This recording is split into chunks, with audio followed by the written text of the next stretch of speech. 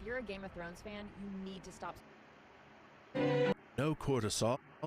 This might make me a bad parent, but my son was playing Xbox last night and some kid on there called him gay. And without missing a beat, my son said, "I'm straighter than the pole your mom dances on." And I chose not to intervene. And he chose violence.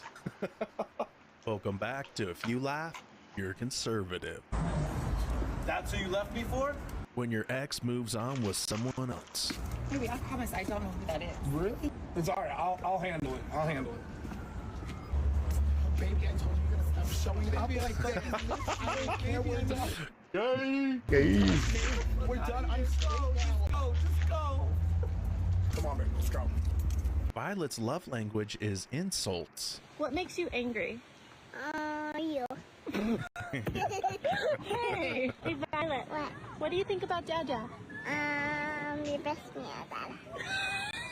What do you want to be when you grow up? Bigger. Okay. When you wake up at your river cabin snowed in. This is the cabin we like, but snowing. Winter is coming. You know what's really gay? Dudes who get pumpkin spice stuff for the fall. Oh, so gay.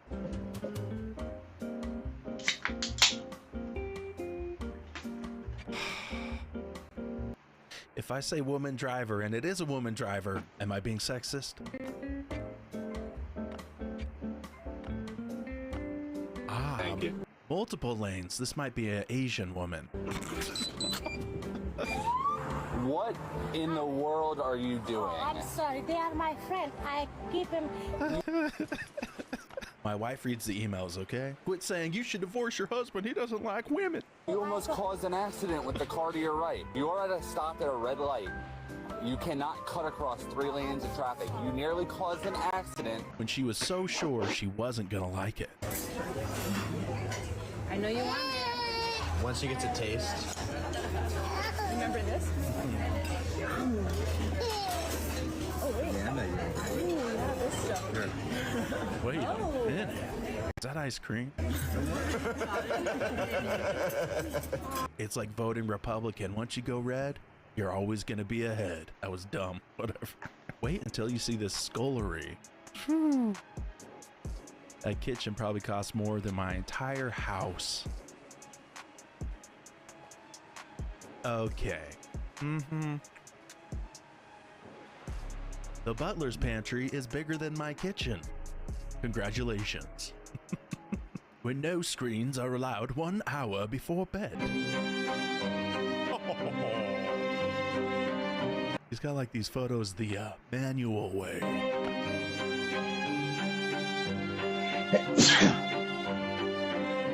No cortisol was spiked here. What these 2 biological males are doing. I'm always getting requests for units under $1,000 or anything close to $1,000. Well, look no further. This is the perfect unit for you, and it has every essential item you can possibly think of. One of the most affordable units out in the market right now. Starting off, you have a full refrigerator size. We just started the video and this is already a red flag. Why is the fridge at the front door? Your kitchen is your front hallway.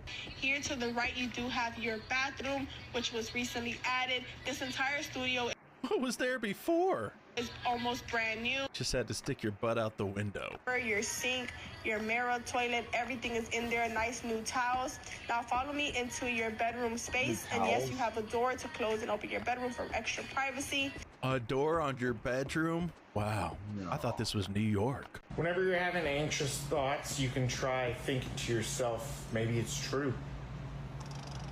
You're in big, big trouble, and they are very mad at you. Austin, you're not really helping our mental health, but... Send this to somebody who might be anxious. Surprise, motherfuckers! Was that someone at the window? I'm afraid so, Mrs. Fluffy Bottom. Well, who is it then? It's an outdoor cat. Yeah, that's right. I'm from the street. And if you know what's good for you, give me some of that meow mix you got in there. My word, did you hear him threaten us? I did. What is meow mix? I believe it's a cassette tape with an eclectic mix of hip-hop meowsing. I see. My. What is hip-hop meowsing? Not a mixtape, fool! Meow mix! Now give me some before I pop a claw in you! Great heavens! We only have fancy feast here. I know women are really upset that the trans women are like competing in women's sports with them, but I'll be honest, I can't wait for the day when trans women completely replace women, and women's sports. And women will know what white people went through when we let black people play sports. Yes, that. Okay, I have a serious question for you guys. When you're driving through like a woodsy or a desolate area, do you sit there and think, wow, this would be a really good place to hide a body? No. Or are you normal and there is something very wrong with me? Are you rope swinging into a gator pond? Oh, why people, why do you do what you do?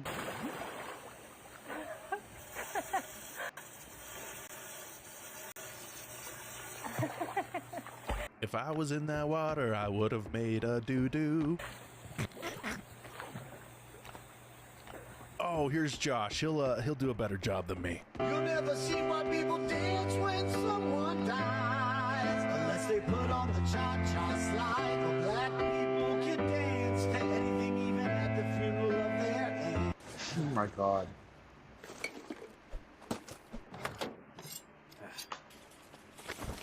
I gotta freeze my phone bit.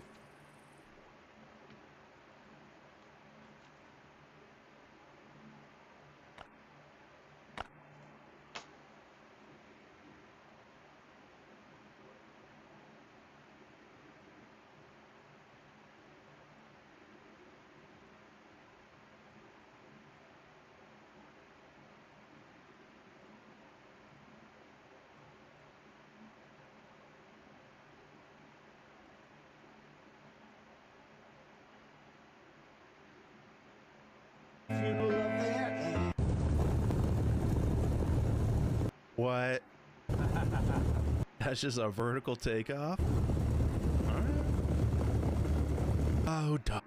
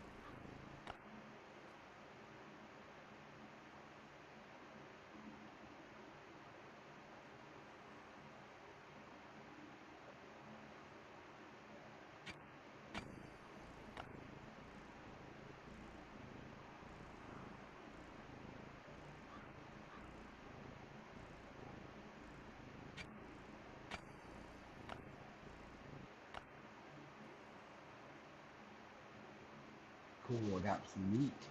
Meat cats.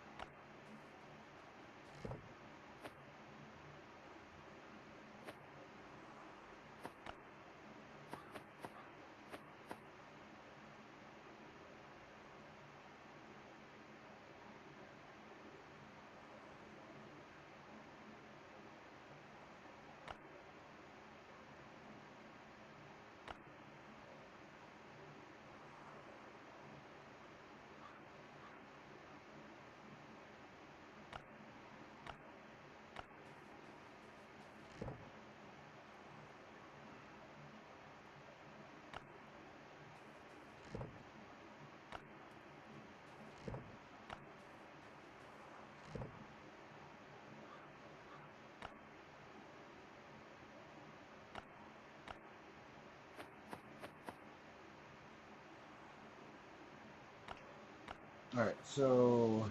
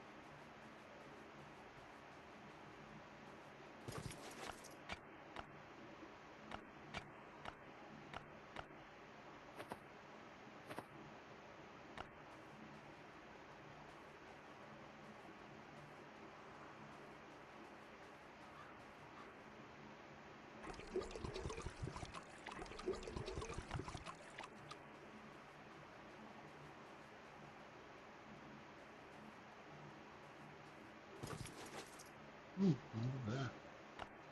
Alright, oh, we need to drop that.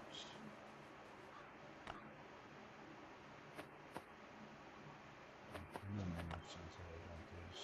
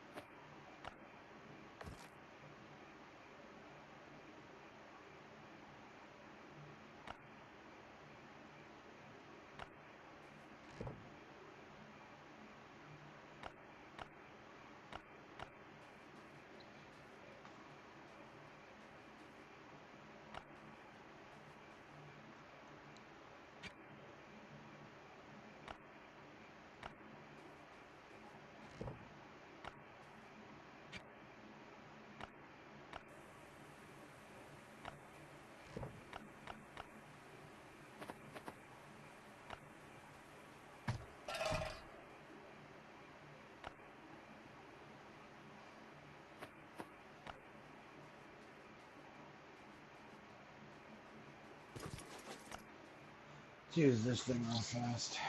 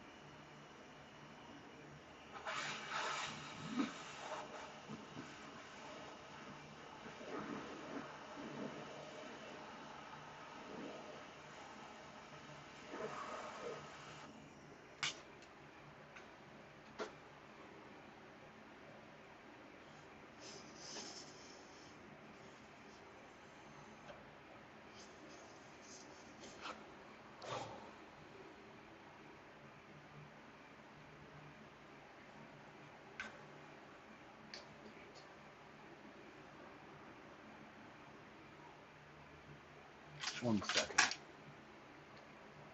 I'm getting leaked on that. Oh, yuck. Get out.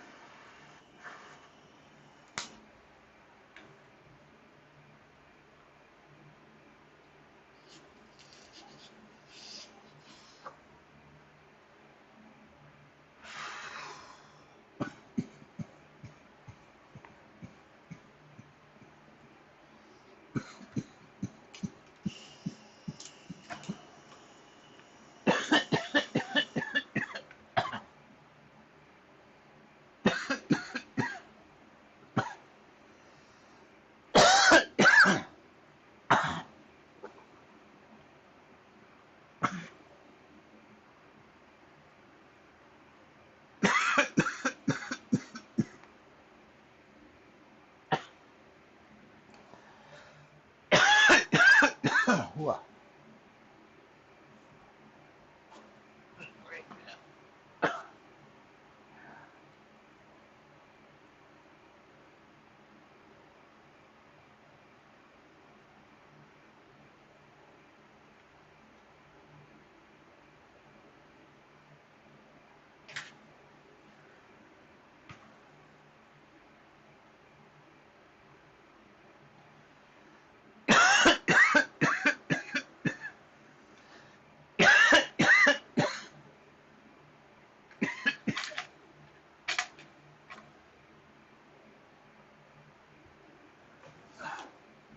One second. Whoa, that came out too.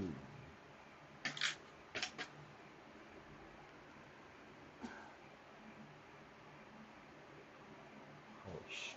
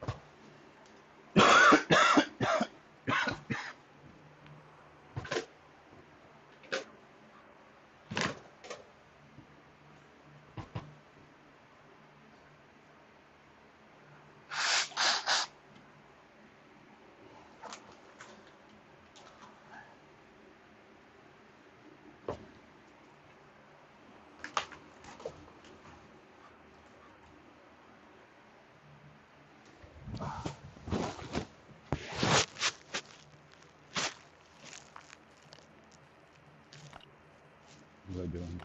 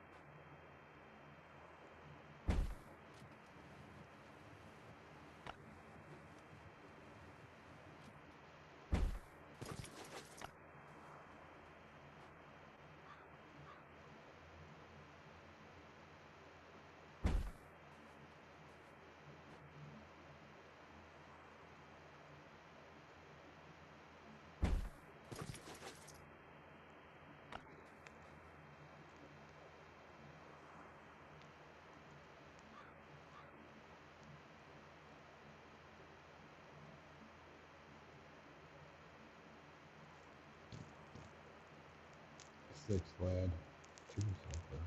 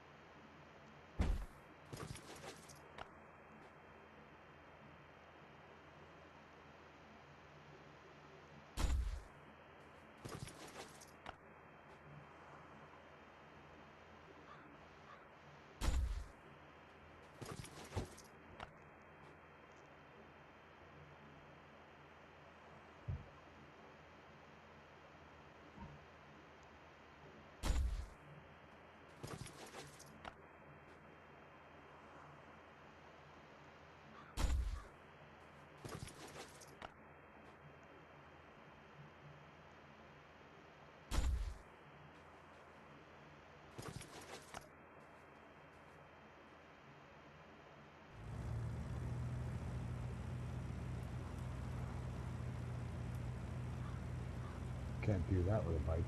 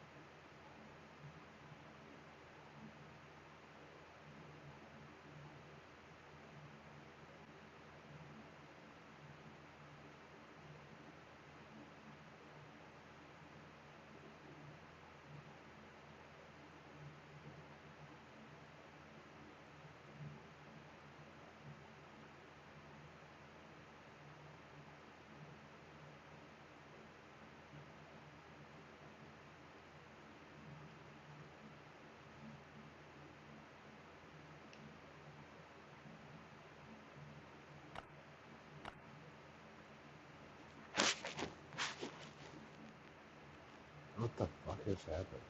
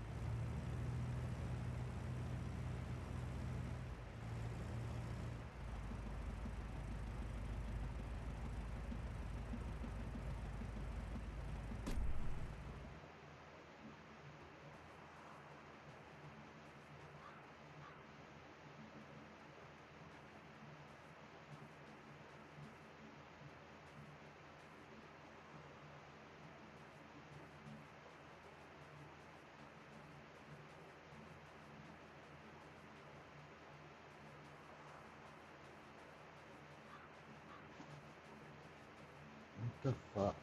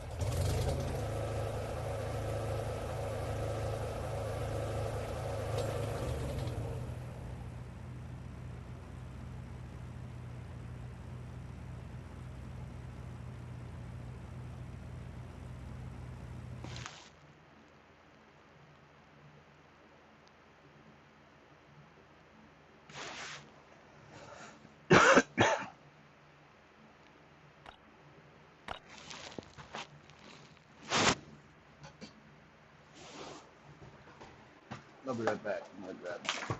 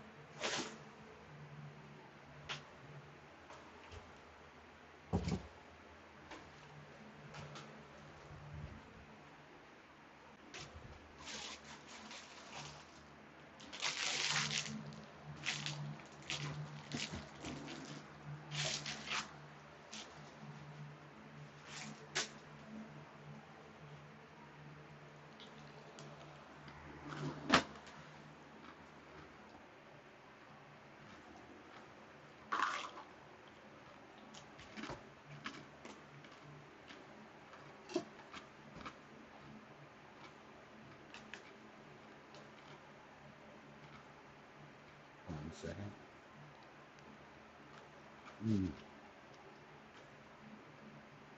Oh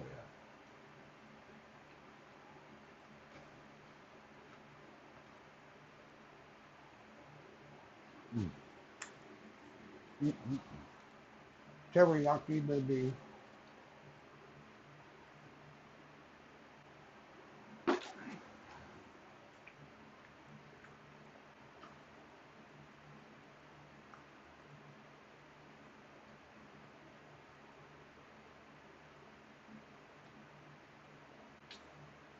We gotta watch Kill Tony's too.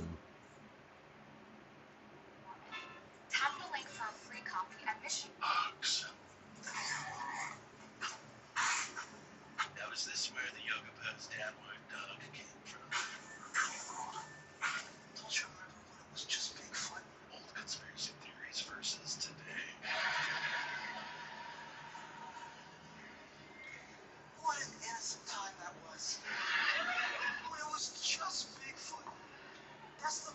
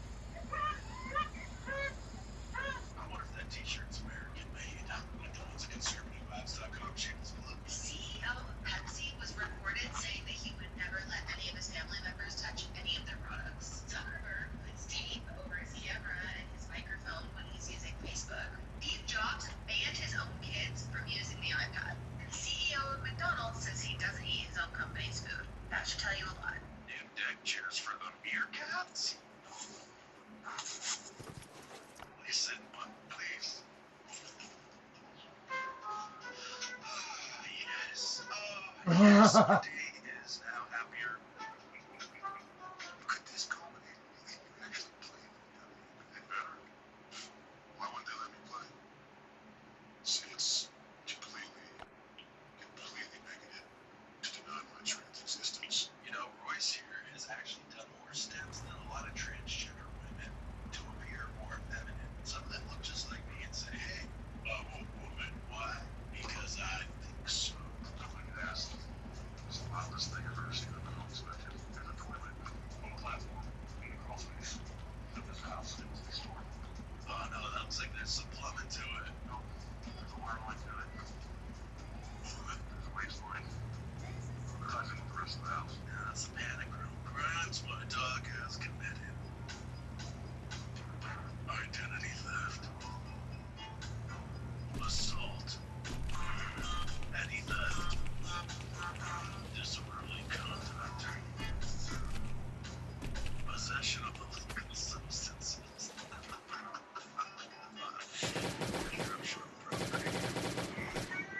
So because of what I do, I get ads all the time, including on Facebook, and I got this one from Thread.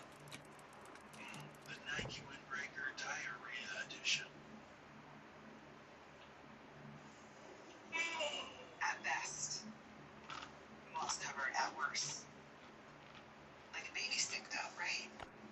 Am I allowed in this? Guys, it's just a spider. Let me show you what to do.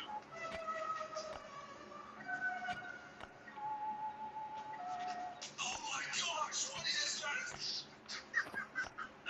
Disgusting, get it away from me! Leave me alone, stop chasing me, I can't get the image out of my head!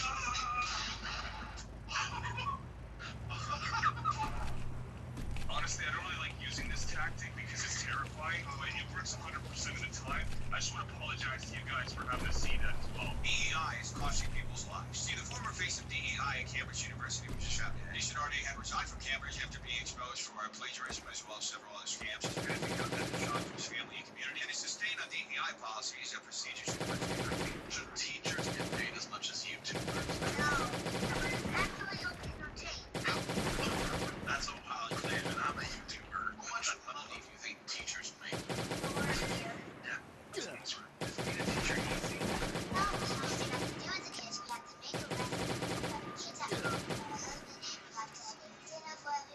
Being teachers easy. Any teachers, drop a comment down below. You don't need to cut them up. Why would you do it? Why? Protesters in Mexico City are sick of foreigners coming into the country and not learning the language or adapting to the culture. I have an idea. It's an incredible deal. It's an incredible deal for both parties. Would you? Is that a rhetorical question? Wait a minute. I think we got mountains. Okay, we got some farmland. A river. Rivers, plural. Oh. Our most human moments should be celebrated with humans. Celebrate being human and see. Very great. Tag home. Sending a box, sending a flyer, sending a phone. I got a free Apple iPhone 7 Plus. Neighbors too close. So this piece is called the Dollar General. The Dollar General. General is really important in rural neighborhoods because we don't have anywhere else to shop. If you need some essentials, if you need to get groceries, if you need something for your baby, you gotta come to the Dollar General. Most of the times, it's in the middle of nowhere. It's in This is the starry night of Mississippi. on a field, on the highway, in a small town neighborhood, it's somewhere. Healthcare. Everybody's talking about the healthcare issue. People lose their minds. I didn't care about it. Then I broke my wrist. I found out I had the most raggedy ass health insurance. I had no idea. I'm laying on the ground. My wrist is broken. Ambulance shows up. No siren. Just drove up and you're not covered for siren. We sucking legs with your insurance. Hey, Norway, what am I looking at here?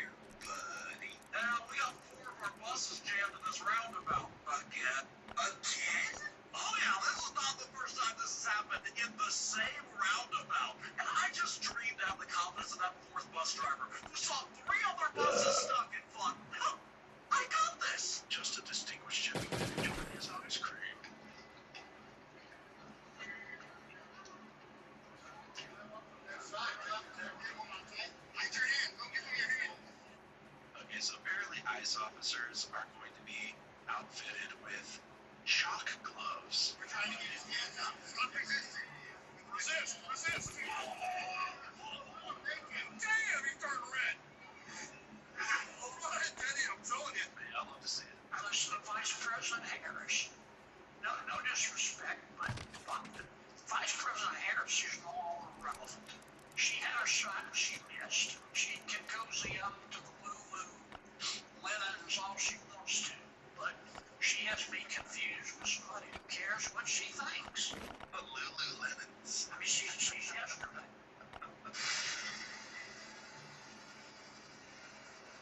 Okay, this is pretty tough. Ben & Jerry's, what do you make, buddy? We make the world a better place through all that we do and stand for, and have simply named ice cream. That's great. Too bad you're a fraud. The perfect example of performative activism and virtue signaling. I don't think you can prove that. Want to find out? Ooh, is Ryan Kelly based? I like this. Everybody loves talking about how well you treat your employees, from the lowest paid person to the highest paid person. You had a 1-to-5 wage ratio. Except that stopped in 1994. And did it go down to 1-to-4? 1-to-3? Well, I didn't know. It went the other way. Yeah, you don't seem to disclose that information anymore. Super weird. Speaking of workers, your suppliers seem to hire a lot of migrant workers and then treat them horribly, which is crazy because you like to comment a lot on Europe's migrant situation, but you still buy products from places that treat ours terribly. Well, that's different. You seem to support gay marriage. In Australia, you said you wouldn't serve 2 scoops of the same flavor together until they legalized gay marriage. Too bad you didn't do that for the Philippines and Singapore, which you continue to serve. It's almost like this wasn't about gay marriage and more about a tactical advertising campaign. Oh, we love gay people in places that will help our sales. It's weird. It's almost like you care more about white gay people than Asian gay people. Speaking of which, you sold a Unilever in 2000, which is a litany of problems on its own. And when Unilever was pressuring the editor of Cosmopolitan and Sri Lanka said, "We're skin white people," you said no, and I tried to get her fired. And you didn't seem to comment on that. I checked, and I can't find anything. We're super pro people of color. In fact, we even posted up on Independence Day about giving Native American people their land back. You did say we should give back Native American land, and then the tribe that used to own the land that your headquarters on said we love it back. You went oddly quiet. What do you want from us? Same thing from every company. Be honest and shut up and just sell ice cream. You know, I've never thought to myself, you know, I could use a tiger in my backyard.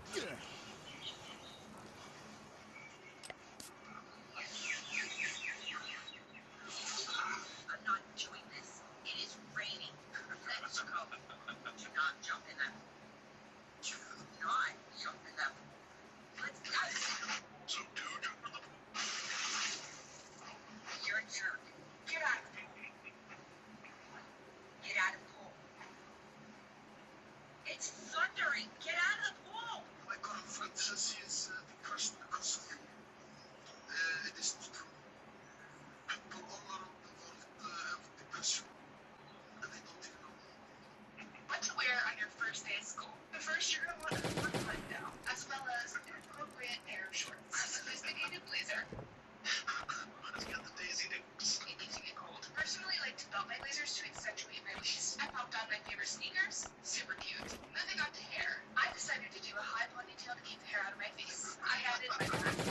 Don't forget your lunch, your cute school bag, either sunglasses or your normal school glasses, and that's the look. This dog has the patience of a saint.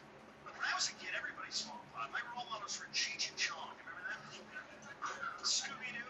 Tell me they weren't all high as a kite. People were hippies driving around in a van called the Mystery Machine. Hallucinating that they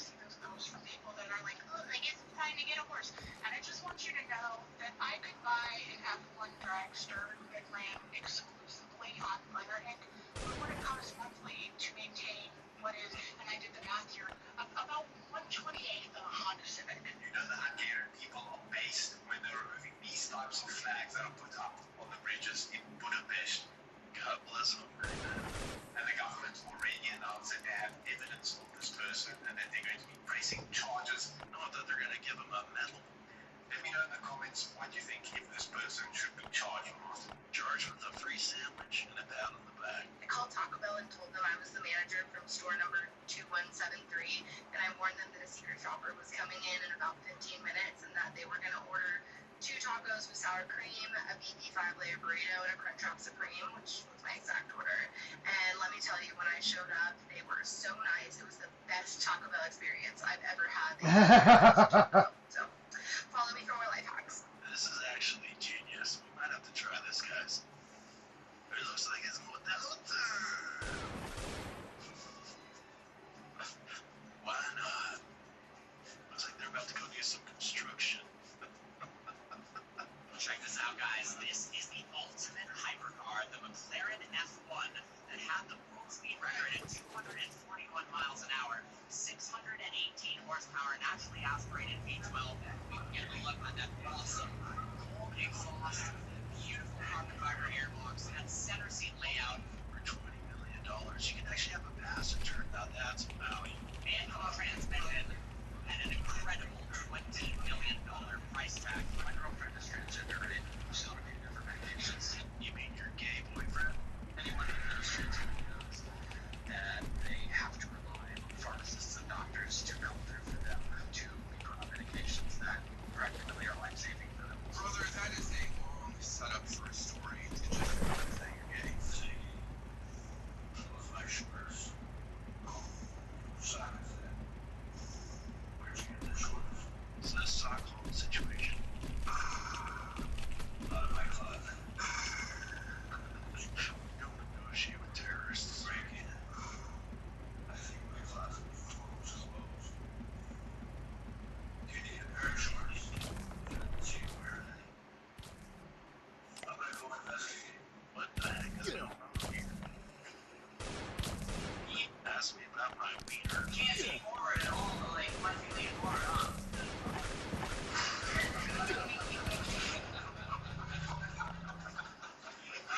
Wiener down. Why are they chanting Nazi scum off our streets and you aren't even Nazi? No, I'm not. It's all weird. It doesn't make any sense then. Whatever color you are, that red hat makes you a Nazi. Today they call me a white supremacist. Making the argument that you're Indian doesn't necessarily make you not a Nazi. Well, they're pro-misogyny. In what way, though? Which way do they do that? By being pro-misogynist and by espousing pro-misogynist rhetoric, right? Are they misogynistic? Are they Nazis? They're pro-Nazi, pro-misogyny. My mom jam out to the song, but I have to start to give me last name and I killed her.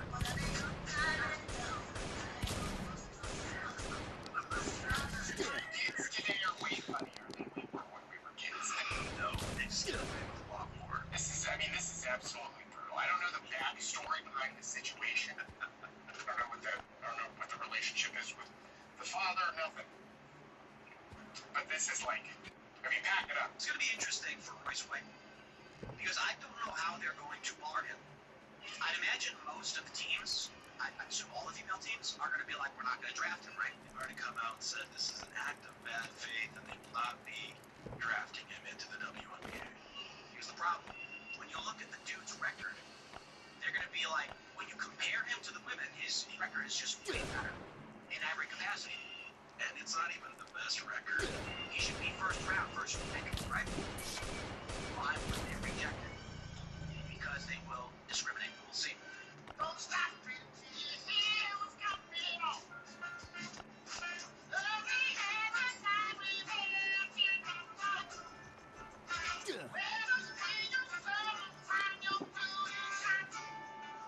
Sometimes just gotta get out and play in the pasture.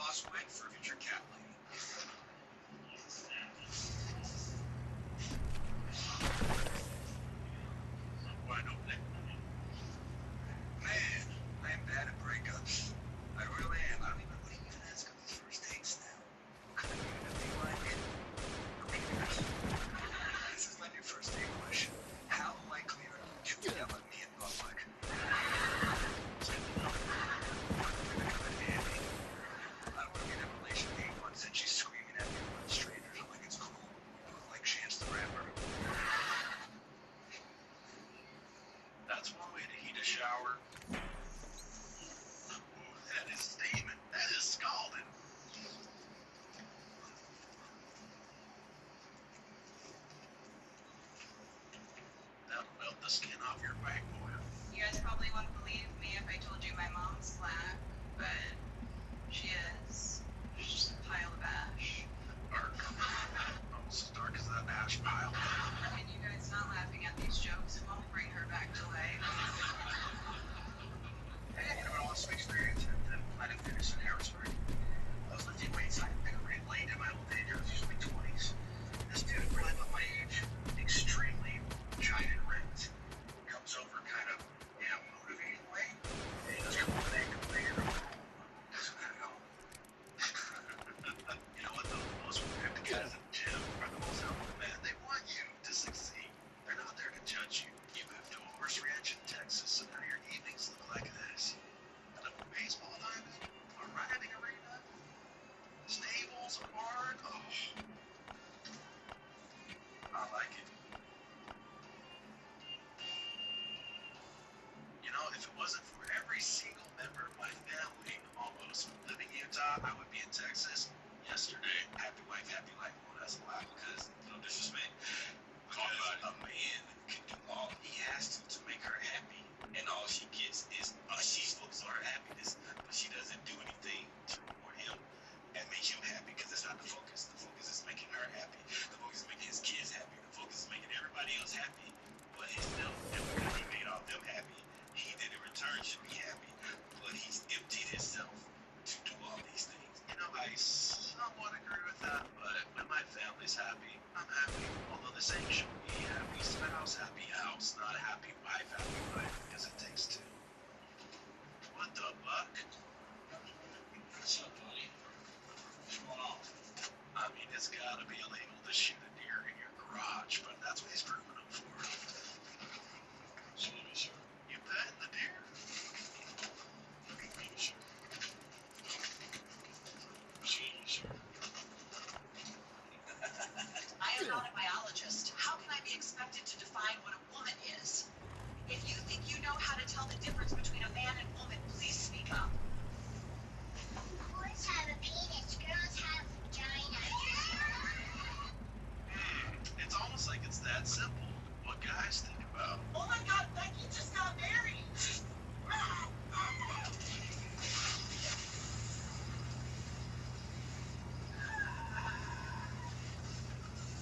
This is correct.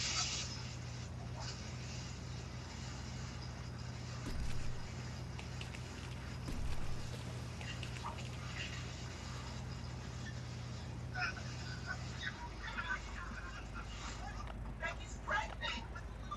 Oh, that's awesome. Please do. So fast. He's so anxious about it. It's starting to feel okay. There's nothing up here. Awesome.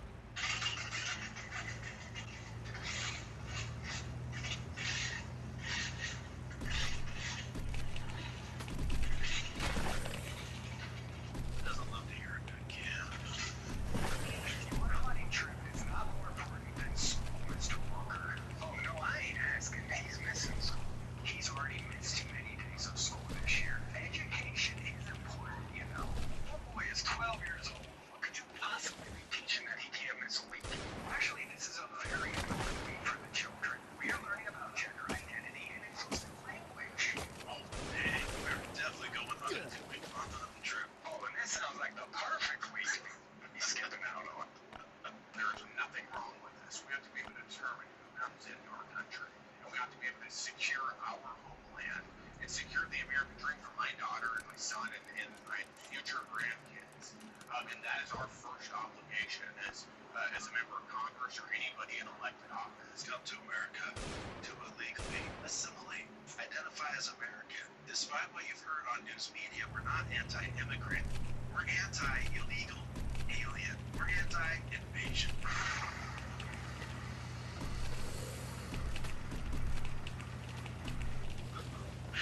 Rush just catching desert bighorns by hand. This is a mad lad.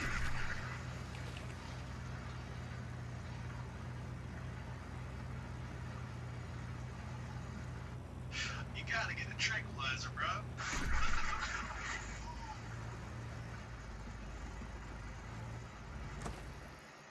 This is the most bananas thing I've seen. Welcome to the Rusty Roots Barn Dog. This 3-bed, 2.5 bath, over 2,077 square foot of living space.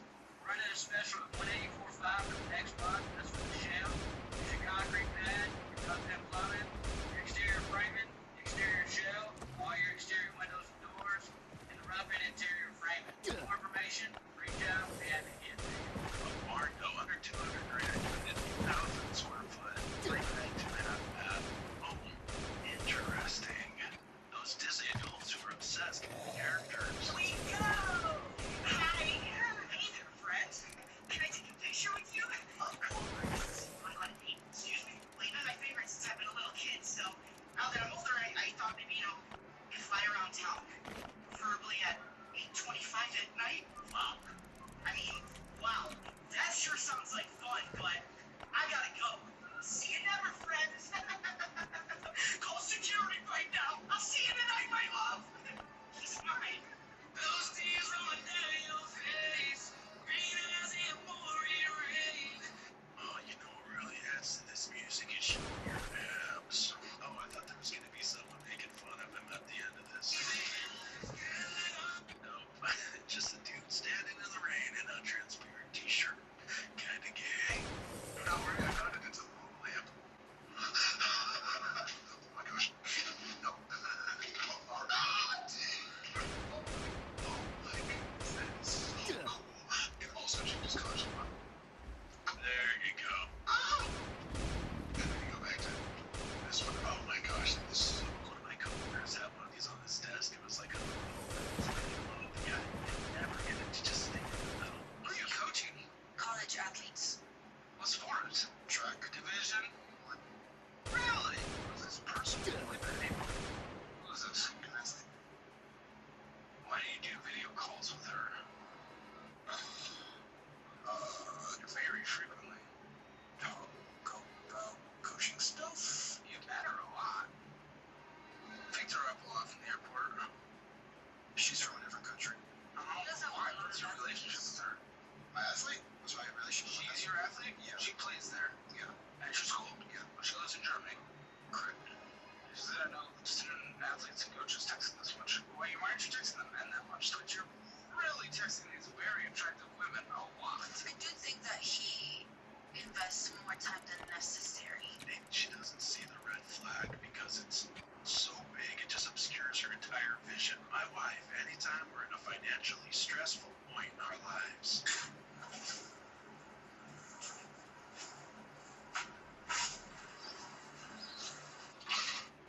No cheeks. I thought we were gonna see the cheeks boys.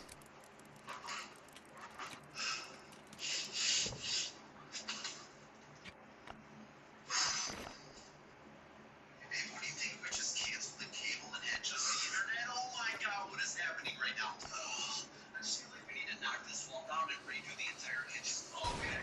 We're gonna do dog. That would be my wife's remedy.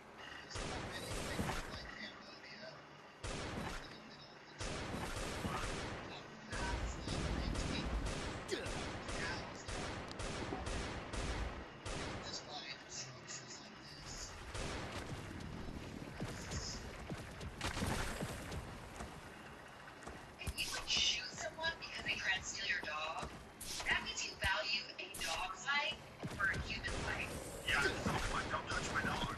This is my theory on all of these illegal fire scammers. They're all looking for one big I'm dead. fear, because why would you have literally nearly 100 of the same exact shops, United shops, they're on blankets that they can take away and run away. And if you notice, a lot of them are on their phone, taking photos, sending to their WhatsApp group chats to try and tell people don't talk to this guy because he is a bad person. Supermarriage, when you're getting ready to go on a family trip, husband, it's perfect to wait to the last moment when your wife's getting in the car to go to the bathroom. That way you know that as you go throughout your trip, your bladder is empty. Never want your 5-year-old walking into the school order and hang up those enemies.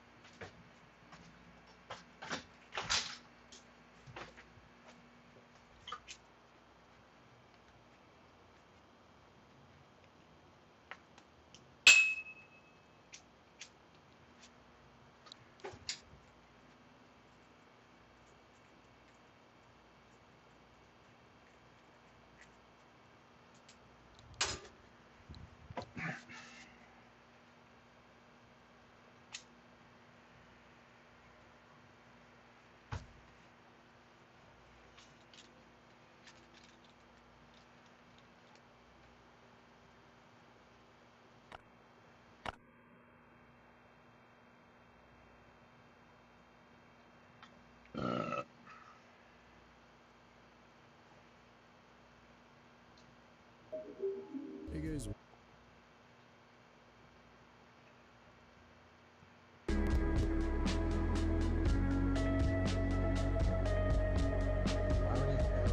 Quick question. Did you have hernia surgery after 2015 and then needed... My name's Michael, and I'm in the gray zone, which means I don't know if the girl that I'm talking to is into me or not. You're so funny. You think so? You remind me of my brother. Oh. Well, technically my hot stepbrother. Oh. He's actually the reason I don't date funny guys anymore. Oh. Because when I'm around them, I do things I normally never do. Oh. Like laugh so hard, I my pants. What? It's not easy being in the gray zone. You don't know if you're about to ruin a friendship or miss out on a potential boink buddy. I've done everything I can to escape the gray zone, but nothing works. Kelsey, do you want to go out sometime? That would be so fun. Who should we all invite? No, just you and me, like a date. Oh, I love dates. I eat them like all the time. No, not the fruit. Do you have romantic interest in me? Yes or no? I mean... Just answer the question. I don't know what you're saying. It's okay if you say no. Just free me. Free me from this place. Us gray zoners have a saying. Are you into me or are we just friends? This limbo needs to end. The gray zone. Ladies, we don't know if you're hitting on us, and it's simply confusing. Now what they're doing is they're keeping you as a backup plan. They have several backup plans. Welcome to dating in 2026, gentlemen. I feel bad for you. Stephanie White. I think she's Sergeant Schultz. I didn't see the play in real time. I went straight to a press conference. I see nothing. Nothing. Every time something controversial happens, OJ driving by Nicole's house. I see nothing. JFK gets assassinated. She's right there. I see nothing. Yeah, maybe Stephanie White's Don Deaconger. I see nothing. Nothing? Look at this! She sees nothing! It's almost like frame by frame replays are a thing. At the end of first grade, our teacher was like, okay, everybody who wants to stay behind with me, put their hands up. And we all put our hands up because everybody loved her. And she picked one kid who got to stay behind with her, and the rest of us went to second grade, and he stayed with her for another year. And it took me until adulthood to look back and realize that that kid had just been held back, and that was her smooth way of making it seem like a win instead of making him feel bad about it. Mind to children. It is the way. Anybody got kids starting school? Drop a comment down below. Things you can say about your house. But not your spouse. The kids have wrecked it. Ooh. It looks a lot bigger when he trims the bushes. Oh my gosh. This is going downhill, guys. Are you willing to get arrested to defend the migrants here? I will defend them by any means necessary. I mean, what would be your message to those Americans that are in support of mass deportation? You're gonna find out that fascism turns on its own movement all the time. So Trump's a fascist? Yes, absolutely. The people who voted for him, even if they're not directly fascists, they were okay with a fascist taking power. Ah, yes, because most fascist regimes, the citizens just let them take power, you know? My wife and I have twins. People ask us all the time if we use fertility drugs to have twins, and not unless you count Prozac and tequila as fertility drugs, but we're blessed. We got the child we always wanted and went for parts. And that pregnancy was just brutal. First trimester, a lot of vomiting and crying, and my wife was having a tough time too. Second trimester, she snapped and she said, I'd love to see you give birth to a child. And I said, I'd love to see you pee your initials in the snow. We're just different. I was in the delivery room, which was amazing. I filmed it. I call it the sequel because I also filmed the conception. And Marines are one of a kind. We have a fire. Marines are hilarious, man. I don't care what y'all say. What would you do if you saw me sitting outside? I'm heading right onto IKEA's website, and I am giving that chair a 5-star rating. Guys, I didn't even see a chair. What video made you laugh?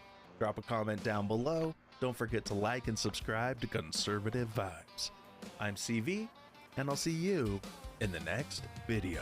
You identify as American? Grab a t-shirt from conservativevibes.com. That's those conservative vibes, country roots and American pride. If you made it this far, go on, hit that subscribe. We'll be right back tomorrow with conservative vibes. Oh yeah, so God bless you.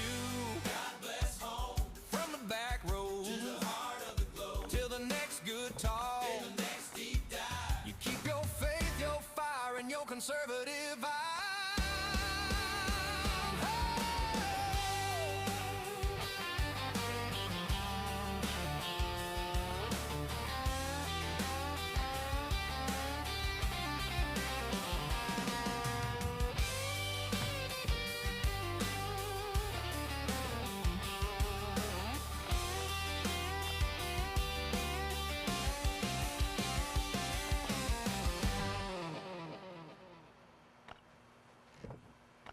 When our Spokane community needs support, neighbors show up.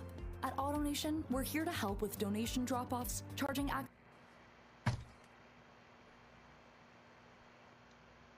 Me rolling up to my first No Kings protest.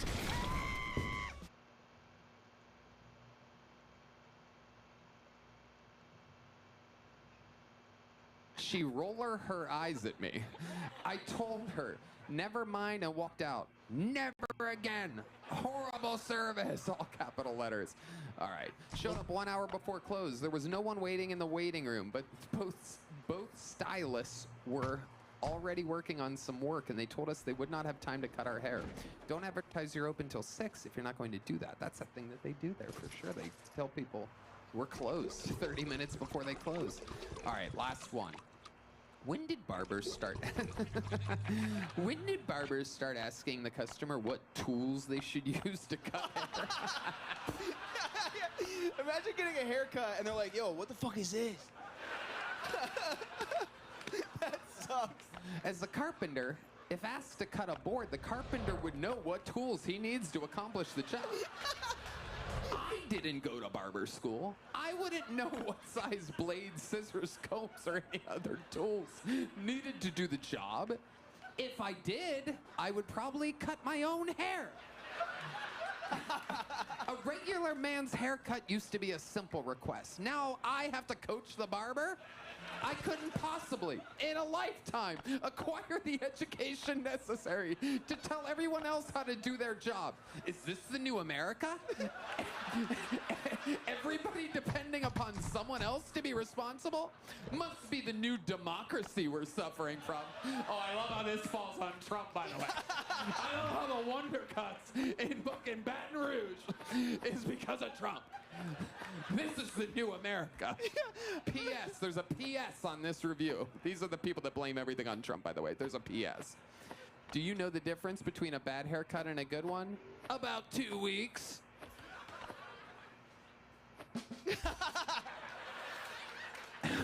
What does that even mean? They had to like wait 2 weeks for it to grow out, I'm guessing? Is there any more? I mean, I'm addicted to these. I just can't get enough. And I know I can I'm sure everyone right now, why is Tony Jr. supposed to be, I liked the show when it was about helping stand-ups. But I can't get enough, and I just read the first line of this next one, and buckle up. Buckle up. First of all, the guy's name is C-O-U. Good luck pronouncing that. Coo. This has got to be the worst and most painful haircut I've ever gotten. My neck has bloody scrape marks from the trimmer, and my scalp feels like a garden rake was dragged across it 20 times. The haircutter was pissed off because she thought it was freezing in there, but in fact it was hot as heck. She took it out on my head. If you're getting a haircut and you're getting like graded on your face and you don't say anything, you're a bitch, dude. If you're just like, it's okay, it's okay, it's okay, it's okay. That's crazy. She took it out on my head is one of the craziest lines I've ever heard of.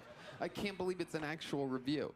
I will make sure I wait until my normal barber is open. In the end, I didn't get what I wanted and originally requested to shape the little bit I had, but she zoomed it all off to a nice coconut shape. And then he took a picture of himself giving a thumbs down and posted the picture. You can't even make it up. Spin that around for Meg's camera over there. I mean, look at that hand. These are Louisiana inbred hands. No offense, my friend. I don't think you're inbred. We are 50th in education, so. My God, Aaron, I'm so glad you brought Wonder Cuts to our attention. That's what I was put on earth to do. But you know what's really crazy is that anytime we do this, anytime we do these Yelp reviews, these places become like tourist attractions. So they're going to wonder why people are coming by, taking pictures. They're going to be so suspicious if they're ever awake. One of the ladies gonna be mad. She's like, I told that dude the thing about my boyfriend in confidence. Like, Oh, yeah. These reviews are unbelievable. That was all of them, right? I mean, there's no way we could get one more 1-star. No, that's it. Yeah, that's crazy. All the other ones that I'm ignoring are all, they told us they were open and they're closed, by the way. They're just not as exciting as people bleeding profusely. There was a dude that got the hookah lounge guy. Remember that? Oh, yeah. There's a hookah lounge guy. I did a show with him like a month later, and I was like, "You have a hookah lounge?" And I was like, "I tell you what, man, I got a big show at this theater show. I'm gonna get everyone to go to your hookah lounge afterwards." He's like, "That would mean everything." Yeah. So I did the show, invited everyone over there. Fucking no one came. It was shit. It was just me and him eating sushi. We love that guy. You were just there, Yeah, I right? was just in San Diego. Hung out with him 3 nights in a row. Just got trashed till 4 in the morning. Yeah. His place is amazing, by the way. It is great. It is great. I will say that. What's it called again? It's got a funny name. It's like Boots. 7-2.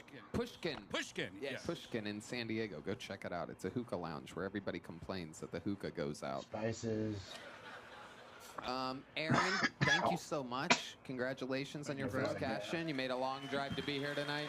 We're going to keep it moving. Aaron Helps has started the show. And now to the bucket we go, ladies and gentlemen. This is where shit gets wild. As you know, these people could be the absolute future of the art form. They could be, after this bucket pull, they could be a year or 2 away from SNL. Or they could be, in a mental hospital next week or last week or any time in the near future. It goes both ways. Anything can happen. Make some noise for your first bucket pull of the night. It's Mike St. Hilaire, everybody. Here we go. How's it going? My name is Mike St. Hilaire. I'm at that age where a lot of my friends are having really successful kids, right? My one buddy's got 2 sons playing NCAA football. My other buddy's got 2 daughters on the USA volleyball team. And my kids, they're just trying to figure out who their father is. Might be tough to do, too. I travel a lot, usually under various passports, different aliases. I'm not exactly trying to get tracked down, Matter of fact, that's my favorite thing about the 23andMe test. It's still very expensive in the third world, and that's pretty much where I spent my 20s. I do like the third world. It's my favorite world in the whole fucking world, because when I'm in the third world, I'm rich. I'm not even talking about being wealthy, either. When I'm in the third world, I just go around as this white guy named Rich. That way, if Rich happens to get lucky and he has a third world accidental baby, that's really Rich's problem and not mine. You guys have any idea how much it costs to raise a child in the third world? Because according to the commercials, it's less than a cup of coffee a day. Even still, I don't want to be that rich. I think that's my time. Thank you very much. Mike St. Hilaire. This is your first time on the show, right, Mike? Yes, yes it is. I would remember a Mike St. Hilaire. That's an interesting name. What is that, like? It's French. It's my real name. St. Hilaire was actually unofficially the patron saint of slow children. Wow. Look at you. Yeah. There's a saint for that? He was the unofficial one, He's got to be the most disappointed saint of them all, right? Just like, this is what I get. This guy in New York always calls me the patron saint of molestation. And he announces me when I do shows in New York. I always thought if St. Hilaire was both the patron saint of molestation and of slow children, he'd be the all-time priest favorite. Wait, what the fuck just happened? I'm not sure. Wait, what the follow with that one? What have you done? Yeah. Mike. Nothing allegedly. How long you been doing stand-up? 12 years. 12 off years. and on. Where at? Kind of all over. New York, but all over the world. I work in reality TV. I'm a TV producer. What do you do exactly for reality TV? I produce on a cop show right now. What's the cop show? Live PD? Yeah, you said it. I didn't. But okay. Yeah. That's awesome. Yeah, you know Styx? I don't know him, no, because I'm out on location. So I ride around the back of a cop car all day doing everything my parents told me I'd be doing. Wow. Isn't that interesting? I've always found that show intriguing because it's called Live PD, and I know how things work, so I know it's not live, but it's funny because people that don't know how things work would think that it is live, so they think that they're like watching what's actually happening being live, but it's not live. but they don't need to know that. Right. Exactly. I didn't know that. I think we should keep it that way. I'm just watching cops play improv. What the fuck? That's disgusting. So, I mean, is it crazy to ask you, like, what are some things that have happened while you've been in the back of a cop car? Well, you know what I got to do is I got to get releases from the people that they're arresting so that we can use their image legally on TV. So basically getting signatures from crackheads. Right. Regularly. And that's tough. When they say no, you got to blur it out if it's good. Right, but you could just tell them that if they don't sign it, they'll go to jail longer. Just lie to them. And, Oh, wow. Or bring a little crack with you. Yeah. You know what I mean? Oh, you'd be a great producer. Yeah. Hell yeah, dude. Yeah, Let's do it. Let's do it yeah, really that's live, good. though. Do you have a little budget? Do you have a little like, you ever like bribe them? Like, here's $20? Allegedly. Of course, Yeah. No, I'm trying to keep my job, although I don't think announcing it to everybody here is a helpful way to do it. Pretty sure I'm in direct violation of my contract. No, you're fine. You're fine. We'll change the subject. Last thing we want is fucking the PD coming in here and getting you. So, Mike, tell us. You do have kids, you said? No. No. All right. Hope not. Why? How do you think you've gone this long without having kids? Yeah, that is the best question I've heard all night. Geez, just dumb luck, I guess. I don't know. Yeah. I don't know. I didn't really want kids either, so there's that. You know. Perfect. It's intended. Perfect. What do you do for fun? You have any special hobbies or anything? Special skills or talents? Gamble. I like to gamble. Yeah? Gambling's my favorite thing. What do you gamble on? The biggest gamble I ever won happened in Nairobi, Kenya in 2000. Whoa. Yeah, I went to a casino. I lost $2,000 playing roulette. Walked out of the casino with 2 East African women. I don't know if you know what the AIDS situation was around the turn of the century in East Africa. The fact that I'm alive today, it means I won that gamble. Wow. Ew. Yeah. That's wild. That sentence was tough to get through for me, man. Tougher for me. You were struggling there. I felt you going, I shouldn't have done this. I shouldn't have done this. You noticed, yeah. Do you love doing stand-up? You love this? How long I has love it been? stand-up. It's my favorite. 12 years I've been doing it off and on. I had to take a little break, but yeah, this is I would much rather do if this you love than it, man. anything. I would yeah. say I think you tried to cram a minute 30 into a minute. I think you were a little fast. I feel like you know that though a little bit. I was a little nervous up here. Dude, I am too. I don't even have to do anything. Yeah, man, it's fine. You're going to be nervous. Just slow yourself down. You have to force yourself to kind of breathe into the nose, out through the mouth. Slow yourself down a little bit in the beginning. It'll come off. The confidence will exude. When you took a break, why'd you take a break? My ex-girlfriend didn't really like me doing comedy, so. Whoa. Tell us about that. How long were you with her? We were together for 6 years. I moved back to Maine. I moved from New York back to Maine with her. She where got I grew you up. out of New York. You were there living your dreams, doing Yeah. stand-up. How long had you been doing it until you took this break? 4 years? I started in 2014, and then I moved in with her in 2019 up in Maine, and we lasted through the COVID thing. And then I was like, you know what, I want to go tell jokes. This guy wanted you to die. Yeah. Fucking made it out. I can't believe it. Did you give her AIDS? Good question. There it is. Good Red question. band. It's a good question. So very interesting. Why did you move to Maine for a girl? Well, I was doing a reality show. I grew up in Maine, and she happened to live in the town next to the town that I was doing a reality show. Dim Springs? I was. Very interesting. Mike, if you could give us one crazy thing that's happened to you in your entire life that you think makes your life different than everybody else's, what would that thing be? You ever have a near-death experience or save somebody's life or see anything crazy or like supposed to be in a building in 9/11 or something or like anything like that? Anything just wild? Spent a lot of time in jail. Okay, let's go.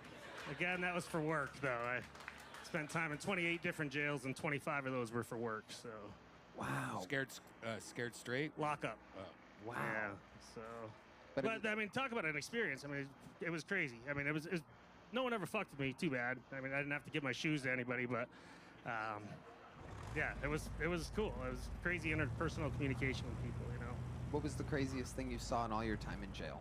I saw this lady. I mean, it's not funny. This lady just wrecked this chick with this other chick in a Maricopa County. Just slammed her head in a cell. It was pretty gnarly. Yeah, sorry, that's not funny. It's okay. It's okay, Mike. All right. Here's a medium-sized joke book. Thanks for signing up. Thank you. And Thank you. it has begun. Our first bucket pull of the night, Mike St. Hilaire. Out there working the reality show business. All right. Oh, my God. There she is, live in the flesh. The opposite of this guy, the beautiful Heidi. Isn't she something? Isn't she something? You know, it's funny how your priorities change. When you're younger, you're worried about making rent or surviving a bad set. Then one day you realize if something actually happened to you, the people you care about would be the ones dealing with the mess. It's not the most exciting conversation, but it's an important one to have. That's why I like what Ethos is doing. Protect your family with life insurance from Ethos. Get up to $3 million in coverage in as little as 10 minutes at ethos.com/killtony. You know, you can get a quote in seconds, apply in minutes, and it's all 100% online. There's no medical exam, you just answer a few health questions online. Speaking of health questions, here's Brian Red. Some people can even get same-day coverage, and some policies start as low as $30 a month. Ethos can also help you find the lowest rate from its network of trusted carriers. Wow. Take 10 minutes to get covered today with life insurance through Ethos. Get your free quote at ethos.com/killtony. That's ethos.com/killtony. Application times may vary. Rates may vary. All right, make some noise for your next bucket pull, everybody. It's Dave Litz. Dave Litz.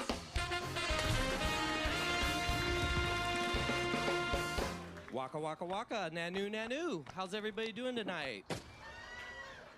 So, she's alive. She survived for 10 years. Most people want their mother-in-law to die. But not me. My mother-in-law survived stage 4 pancreatic cancer for 10 years. I'm so excited. Yeah, absolutely. So she traded in stage 4 pancreatic cancer for type 3 diabetes and was the second person to have robot laser surgery to have her pancreas cut out, and I'm the first person to make a joke. My mother-in-law cannot go into remission because she doesn't have an organ anymore, but she can get repossessed. That's right. They put a contract out where she has to be a content creator to promote the pump that keeps her alive. So every morning she has to do a thing to show how great she is staying alive so that she can keep getting the medicine to keep her alive. So if you could, please like, subscribe, and share to keep my mom alive. Thank you, guys. What the fuck? Oh my God. Wow. Wow. If he came out with an accent, I'd be like, what happened to Ari Matty? Yeah. What happened to him? It is wild, right? I mean, there's a lot going on here. He does. He looks like if Ari Matty joined the Jackass crew and got his hair cut at Wonder Cuts in Dim Springs. This is incredible. That's the 5-star review. Yeah. Okay, Dave Litz. How long? First of all, you said that your mother-in-law is the first person to have stage 4 pancreatic cancer and have laser surgery to have her pancreas removed, and that you're going to be the first person to make a joke about it. What's the joke? I did it last time, Tony, but you didn't review my material. So I actually said she has now triabetes, which is, you didn't go for it, man. It's fun. Last time I was on, you called me a gay Nazi and threatened to bite the gym out of my face. So we're already doing better. I look like Ari Matty, like he's one of the regulars, so. Wow. All right. This is incredible. Dave, how long have you been doing stand-up? Like I said last time, Tony, I've been doing it. Again, you don't have to reference last time. I don't remember it. Nobody remembers it. We do this every week. You just got to answer the questions. So how long have you been doing stand-up? 30 years. There's no fucking way. Absolutely. There's no way. I did it in high school. Absolutely. I actually got kicked out of high school, and then I perform mostly in hospitals, nursing homes, and churches.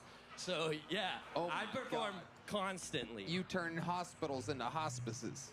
Actually, I've done hospice care for many, many years, and that's where I started doing stand-up. In hospices. No, doing bedside comedy. God, Tony. God, I know, Tony. so frustrated. Man, so frustrating. It's no, I incredible. appreciate the questions, man. It's great. I mean, you have to. You have to appreciate it, Dave. Are you mad at us? Never. No. I'm so happy to be here. I feel like you're yeah, mad. no, it's been a rough week, man. Tell us about the week. Well, my friend Michael Head got his episode aired last week, and he didn't get to see it. He actually died. What happened to him? Last Sunday. What happened to him? He did a cocaine that had fentanyl in it. A guy that was on this show Last week. episode With Ye. That one that aired last week. Right. Was he always doing cocaine and fentanyl? I think he was celebrating getting up on the show, man. Holy fuck. Oh my god. Dude, that's so fucked Shut up for you to up. say. Oh, dude, all week. Oh my god. I've been over probably 15 mics this week, and every mic that I start out, I give homage to Mike Head. He's an amazing comic. He was super funny. He did a great job. Did a way better interview than I'll ever do.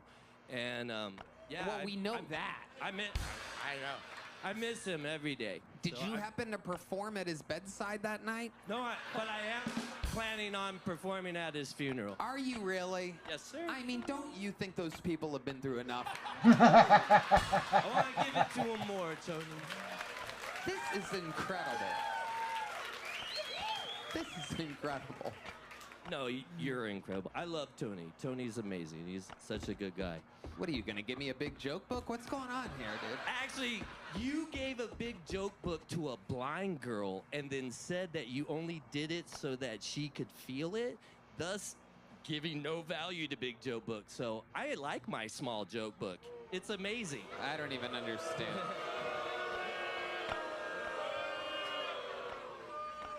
I'm gonna kill this fly. The ghost of Michael Good is here. It's trying to distract me from the chaos of Dave Litz. Dave, what's something interesting about your life before I get you out of here? I just made it to number 9 in the world on a one-wheel hoverboard. I'm ranked number 9 on XR. What does that mean? We don't know what a one-world hoverboard is. One wheels? The one wheels? How do you rank? By miles. I just broke 19,857 miles. Whoa. Yeah. Here in Austin, I ride around the lake most of the time. And then who's tracking this? The app? It's on the app. Okay, Yeah, that's yeah. good. That's good. Fuck yeah, dude. You're hoverboarding like crazy. We're gonna get this fly with this electric tennis racket. Michael Gonzalez likes to leave the back door open while he brings all of his drums in slowly one by one. One of the least hardworking Mexican people you'll ever meet in your entire life. Literally. It's actually true. We've been watching. I watched the security footage. I know you leave that back door open. You have to close the back door behind you from now on. It's worth mentioning on Always the close biggest the live back podcast door. in the world. Dave, what do you think is the worst thing about you? Because everybody seems to not I think like the you. worst thing about me is that my son died 10 years ago. And now, give it to me, Red. literally.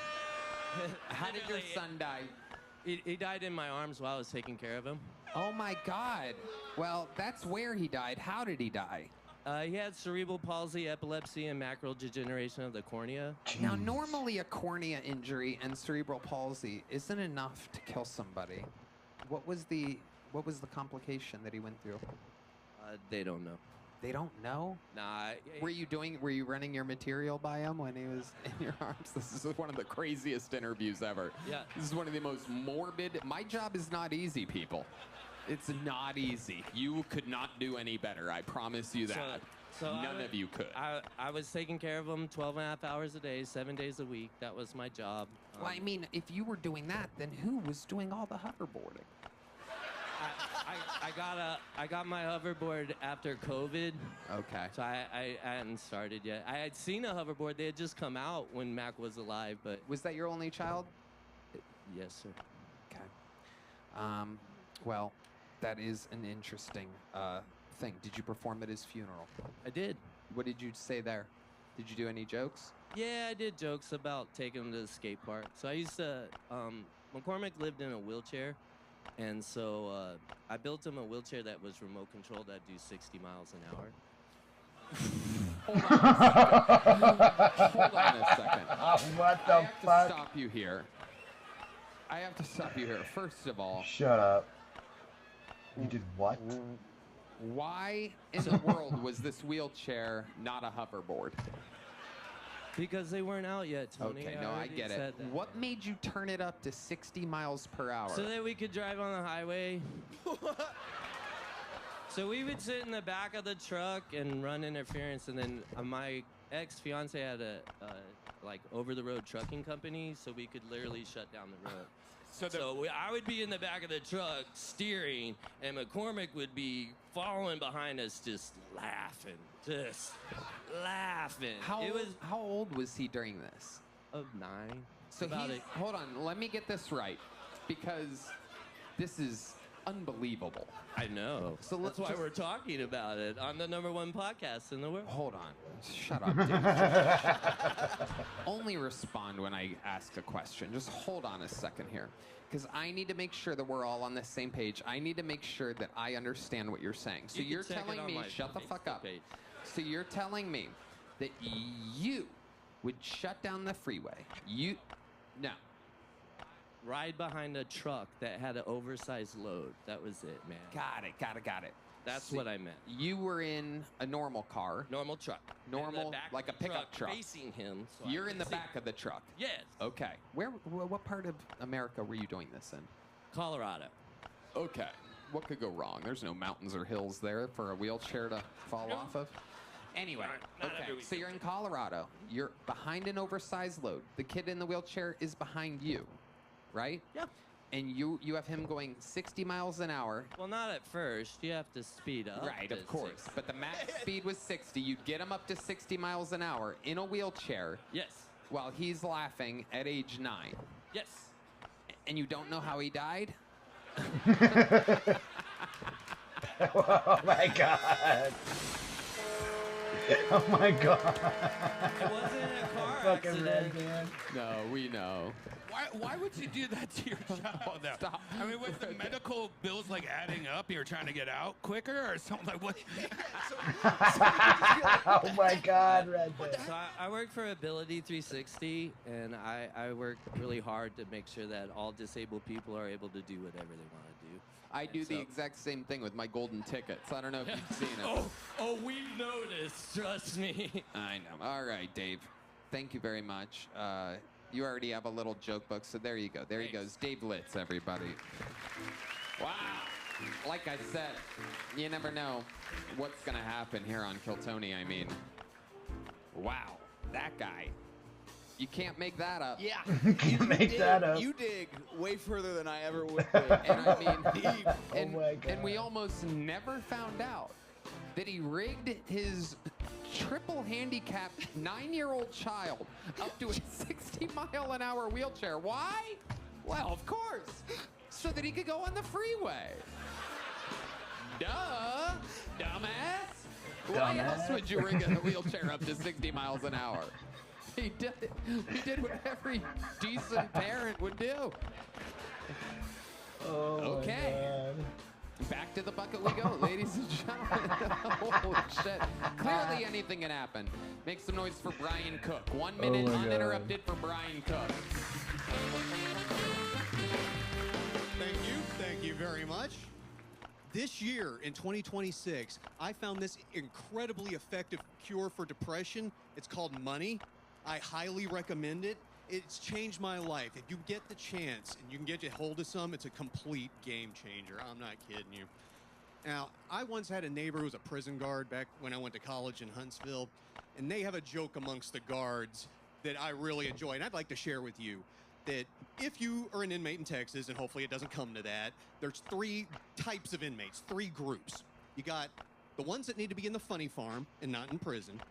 You got the ones that need to be in rehab and not in Hey, I got prison. a question for And you. then you got the ones that just need to take them out back Did and anyone shoot them because they ain't never going to change. my And if you want the proof of that, you will model see it and my tonight when you beads exit that the were on the building and go counter. out onto 6th Street, because that's the hell I took in my which we live took them off here last in night. I was Austin. washing the dishes. Oh I don't yeah, know where tell I me went about to. it.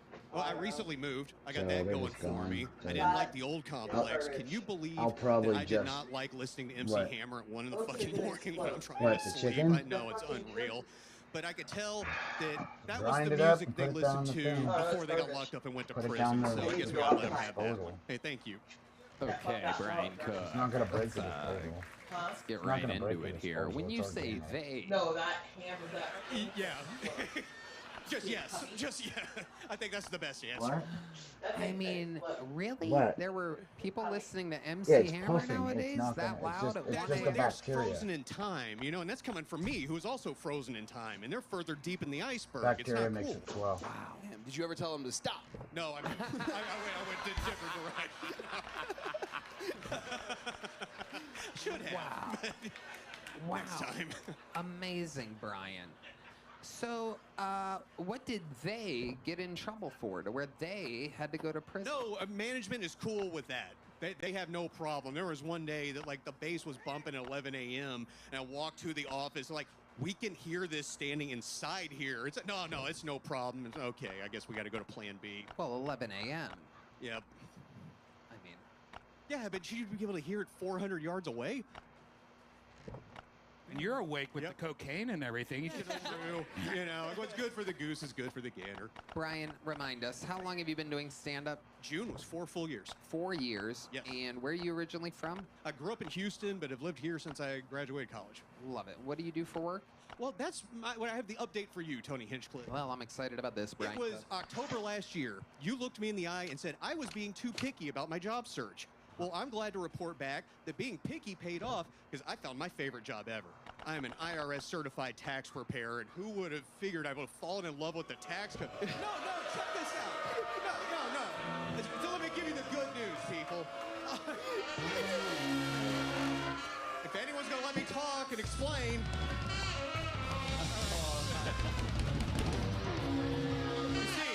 Listen to the musicians overpowering the room. Now, next door is a I don't know building if you've met full. musicians before, but they do not like the IRS at all. I know, but I can explain this in like 3 sentences. That was wild to build it up like that. Yeah. So much. Like, I actually found my dream job. Pedophile guy. Yeah. That's quick. There's a building full of comedians next door waiting to get on this show, and I helped them 6 of them do their taxes last year. We got a bunch lined up for this year. So I'm helping them clear up that dumpster fire of a personal life. Oh, we don't want them doing better either. You know? The IRS. I'm just trying to help. You must be saving them dozens. I can't imagine that the 6 people that you're helping have a lot of income. It's more the crazy stuff in their past and clearing that up. That's the challenge. Yeah. It's unfucking that nonsense. There's probably a better way to say that. Yeah. So you're making money doing that? Yeah. Oh, yeah. Enjoying. And just actually enjoying going to work. Wow. Yep. You like it? Yeah. What time do you start work? Like 9. 9 a.m. Yep. So why is the guy's music bothering you at 11 a.m.? Because it's not tax season and I'm at home. I'm furloughed. So I'm home to hear the MC Hammer all fucking day. Wow. What's really MC Hammer? It really, I'm hung up on that because it's, I don't know, Drake or something more modern, I guess I'd get, but wow, they really reached back for that one. Oh, I see what's going on here. It's rap music, and you call that MC Hammer. My God. This is like finding out they rigged the wheelchair to 60 miles per hour. Holy shit. Just walking around, there's a lot of MC Hammers out here today. Yep.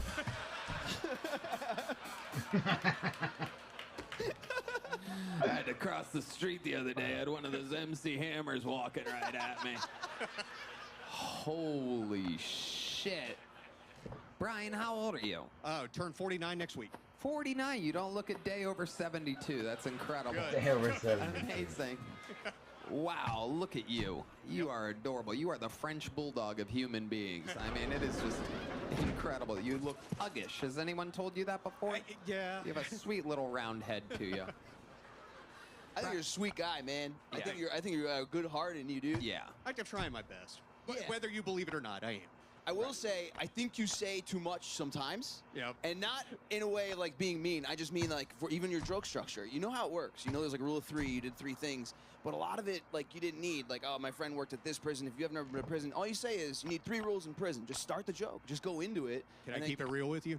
Yeah. I got number 2 and number 3 mixed up. That was an adjustment. That we were all thinking that, I think. Yeah. And that's why I brought that up. I was like, I don't think number 2 is supposed to be that. Yeah, that's exactly what happened, yes. You know what, man? Let's just have him do it again. Brian, what's your love life like? I want to know if there's fucking... On the advice of my therapist, we've now got the dumpster fire personal lives under control. We're gainfully employed. We live in a good apartment. Like, now we're ready to date. Now I think I can do it effectively. We can be wholesome. Let's go out for ice cream. It doesn't Hold have to be... on a second, dude. Are you on Adderall? No, I'm just excited to be here. I love it. I love it.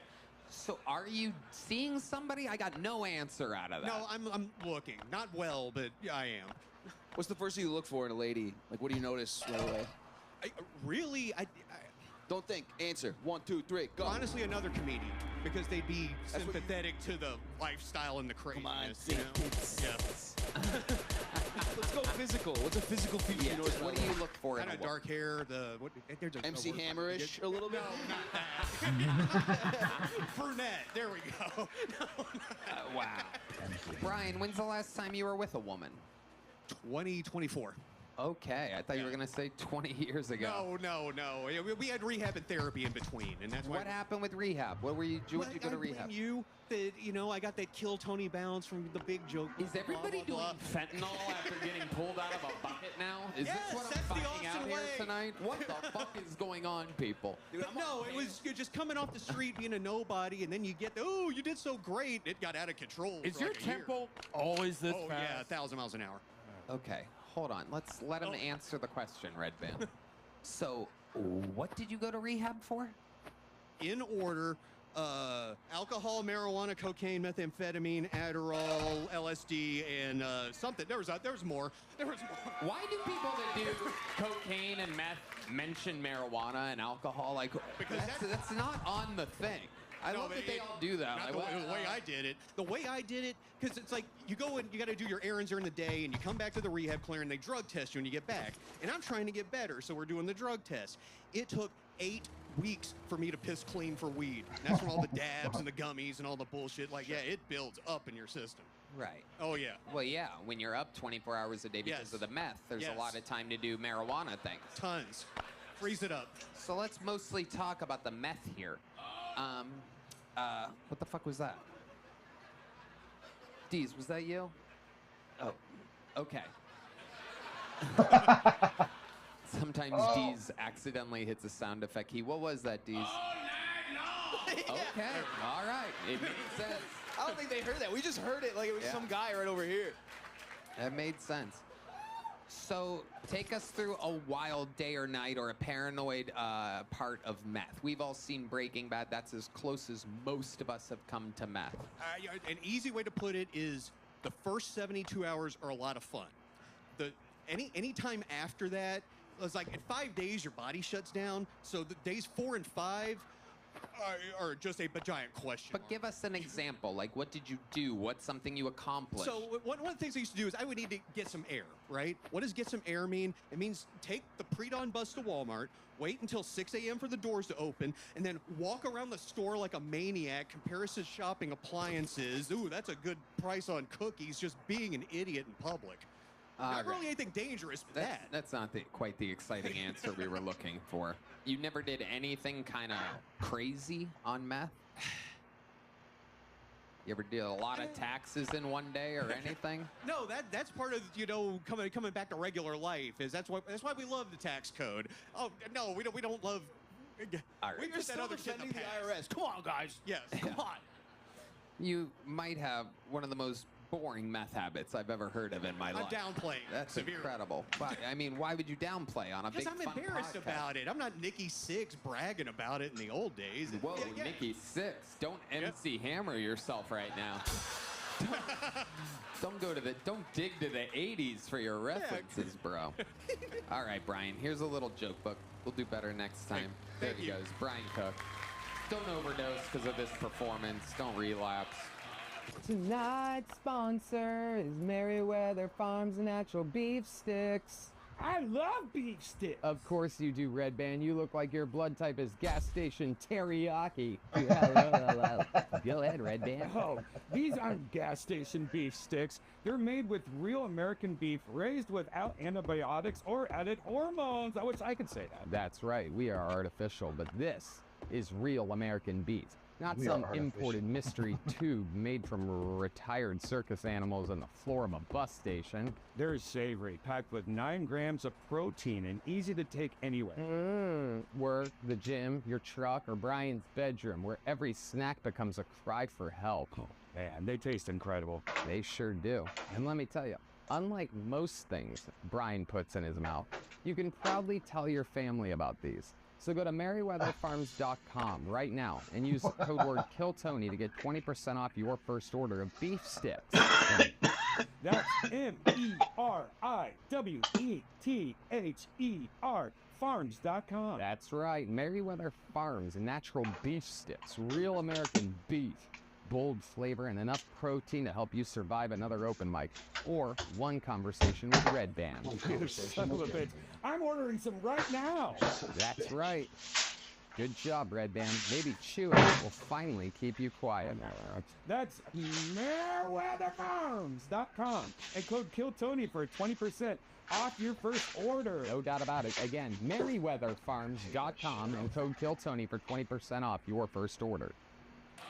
I'll tell you, we pulled a very special name out of this bucket. This is one of the hardest working Kill Tony backbone employees, and fucking I spend 5 days a week with this young lady. She got her job here on Kill Tony, her full-time job with us, out of the bucket. She's great. We love her. Make some noise. This is a brand new minute from the great Sarah Sloan, everybody.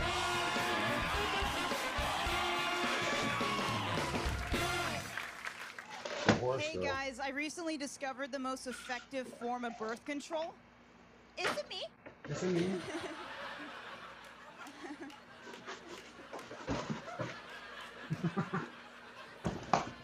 Okay, I got a true story for you guys. This is crazy. In the 4th grade, I had this insane belief that my hair only looked good when it was completely soaking wet with water. So in between classes, I would sprint to the bathroom sink, and I would start cupping the water and putting it all over my head as quickly as possible. Everybody thought that I was a weirdo, and I had no friends at the time, but I will say this. The Mexican boys loved me.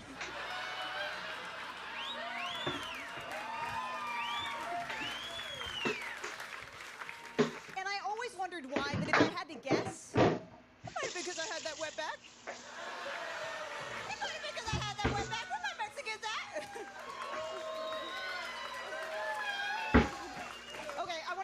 I want to finish on this. People always like to ask me, Sarah, why did you get into stand-up comedy? And the reality is this.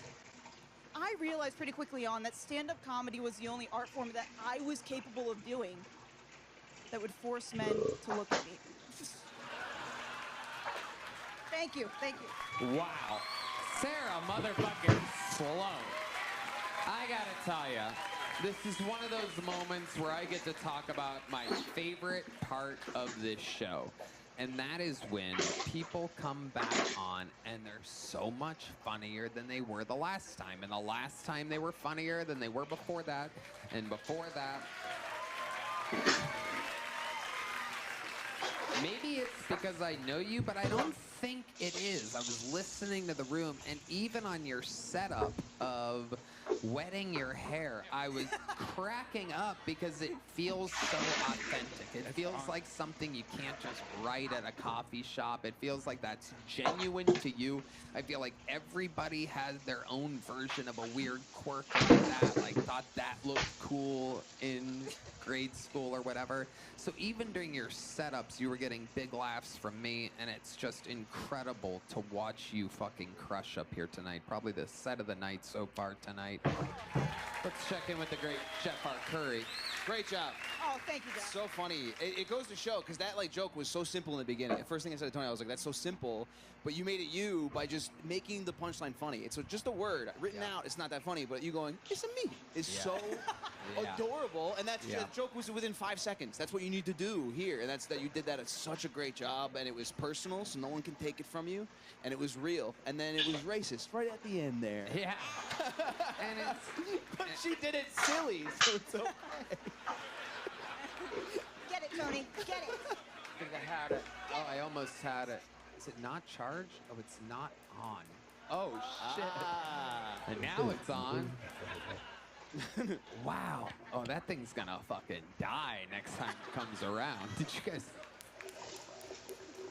I probably shouldn't hold it that close to the microphone. I love watching you guys do it. You're like, Well, that's because it's electric. Take it easy over there. One good set, he's ready to go do fentanyl tonight. Jesus Christ. Rest in peace, Michael Good. We're making jokes. That's what he would have wanted. I'm like secretly Michael Hyde. I'm just like, oh, it was him all along. When did you stop doing the hair thing? Do you remember, like, why did you stop or how? No, it really was the cool girls in school in the bathroom, and they were just all kind of like, it was literally like a TV show. They were just like, what are you doing? Right. And I was just like, this is how my hair looks good, right? And they were like, oh my gosh. And I just kind of like sat there and realized, I am a freak. Yeah. In the worst way possible. So I had to stop. I had to stop. Did you guys have any of those things that you did? Oh, totally. Do you remember what it was? Oh, I did it all. I mean, I had remember when, I don't know, how old are you? 38. Okay, I'm 42. So, when I was in grade school, yeah, by the way, I'm 7 years younger than Brian Cook, who was up here a second ago. So, I'm basically the best looking man in the world. And no, anyway, there was a period of time where you would, get the bowl cut, but you would bleach blonde the bowl cut and leave the brown roots down here. Oh yeah. Basically, you could only go to Wonder Cuts for a job like that. Oh, we're all just trying to look like Justin Taylor Thomas. Yeah. JTT. Dog. Yes, it was. I wore cologne. Oh yeah. I had like so much cologne. Oh yeah. 3 days in a row. I'm like, this smells so good. I should just keep putting it on. And then I had to get taken out of school. They called my mom. They're like, he can't wear cologne to school. I was distracting all the bitches. Yeah. It's so funny. I did that as like a grown-up. I remember this was like, I think I was like 23 or 24, and it was my first ever writing job ever, like an actual like Comedy Central writing job. And they're like, guys, all the big agents and managers are coming in. And I'm like, oh, I'm about to get signed on the spot today. And I did that. I wore too much cologne. It's a shame. I'm literally 10 years older than you were in your story. And I did it in the main agent, who I can proudly say is now my agent. And we laugh about it literally about 20 years later. But the main agent, who at the time, they're like, yeah, this is fucking Zach Galifianakis' agent. This is the guy. I mean, the head of comedy at CAA walks into this big room and goes, Jesus Christ, what the fuck is that smell? Oh, God, no. Hell yeah, dude. Oh, crazy. We laugh about it now, but he didn't forget. Let's put it that way. He's like, that was you? You were the writer that stunk? I thought Luke Perry was the coolest shit in the world, and like. All right, you win.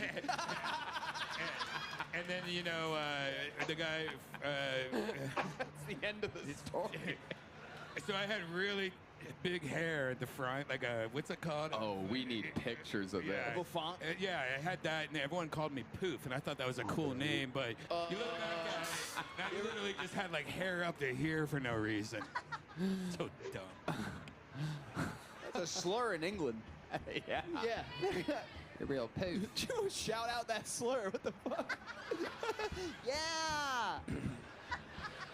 Sarah Sloan, I mean, is there anything else we need to cover? You just fucking absolutely ripped it up here. It could not have gone any better. You have immersed yourself. A little fun fact about Sarah that's different, I can say, than any comedian in the world is that she makes my schedule for me. Sometimes I add things to my own schedule. But throughout the day, everything that's put in my phone on my schedule is done by the great Sarah Sloan. So, no, that's not the point. Shut up. But what's funny is, I don't even know if you know this, but she also accidentally puts all of her things into my schedule as well. I don't know if I've ever told you this. And so I literally know how hard you've been working. You're like, I have a mammogram? I'll look at my schedule and there's like everything that makes sense. 3 p.m. this, 4 p.m. that, 5 p.m. this, a little rest area, and then my normal, like there's nothing normally at night because I have my own, I know my nighttime schedule. But what's funny is it'll be like 7:30 Narbar, 8:45 Sunset Strip Comedy Club, 9:15 Creek in the Cave. So I literally see you hustling, and then you get to actually feel it in this appearance, your hard work and your grind. It's so awesome. It's my favorite thing in the world to see you kill in this part of life as well. And during the daytime, you're literally, as you know, one of my favorite human beings on planet Earth. So to get to sit back and be a fan is awesome. The flies bother you. Want to take a powerful swat? It's probably a horsefly, am I right? Oh, yeah. Because she doesn't joke. I didn't just call a woman a horse. She does a horse impression. Okay, so people didn't know that. Want to give us one horse for the road?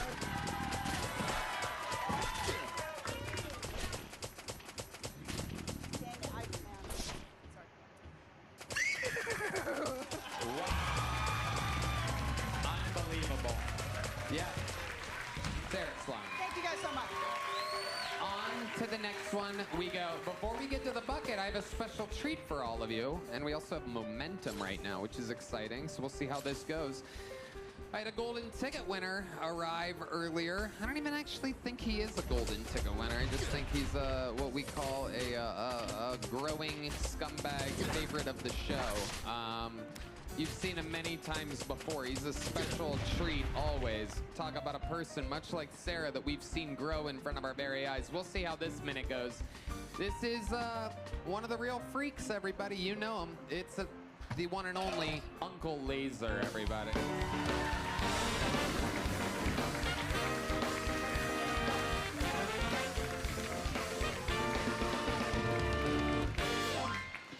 Hell yeah, give it up for that horse lady. That was real good. And listen, that older fella ain't never done math. That's not how you do math. I went for a walk. That's not a thing. That's not a thing. Hey, listen here. Hey, back in Austin, back in Texas, I was in Canada, and boy, that's a third world country now, ain't it? I don't know what's gonna get me first, like bear or the winter or Islam, because goddamn, they're everywhere. What the fuck, dude? I went to Calgary. It's like rodeo season, like, and they got like Indians dressed up as cowboys, like. Not cowboys and Indians. That's not what I said. Okay. Like, you ever seen a turban under a cowboy hat? It's fucking wild, homie. Yeah, dude, and the mass immigration, and then hey, I know it's Austin, it's a liberal city, you know, and like, did y'all get the vaccine? Stupid, fucking stupid. He lied about his tie. He goes, I plead the fifth to his cover of his tie. Hey man, I don't know if COVID's real. Okay, I don't know if COVID's real. Okay, but during COVID, like, didn't we all just start eating ass? Oh, we got work from home and we can't taste or smell? Come on, motherfucker. Hey, anybody here eat ass? You eat ass, boy? You been eating ass since swine flu. Shut the fuck up. Yeah. Look, I don't know if COVID's real, but let me tell you something. Let me show you something. Look, when you get down there and eat some ass, right? Here's the butthole, all right? It's enlarged for scale. You know. And look, you get down there and there's gonna be like sprinkles on cupcake, right?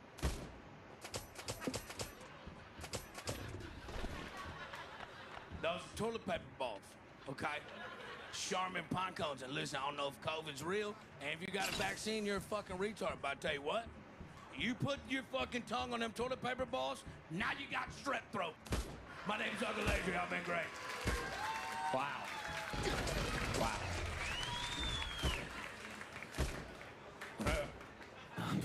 Wow. That boy ain't never done math. Take a walk. What is that? I put fucking aluminum foil on my windows and don't look outside for 3 days. Take a walk. That fucking line.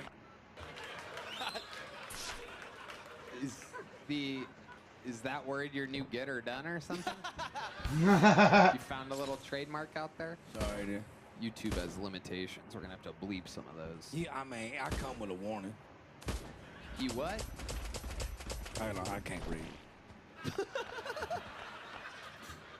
What's going on? How are you, Tony? Well, I'm asking you. How are you, Laser? Drunk. Nah, I mean, what's going on? Just throwing bad dick at even worse people.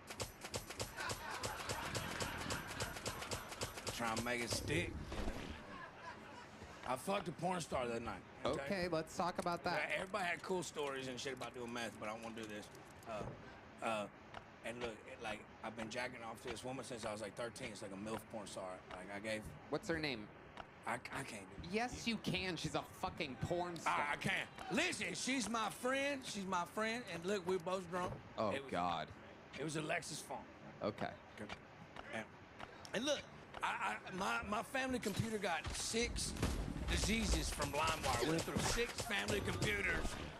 And like Windows 98 never stood a damn chance. You know what I'm talking about?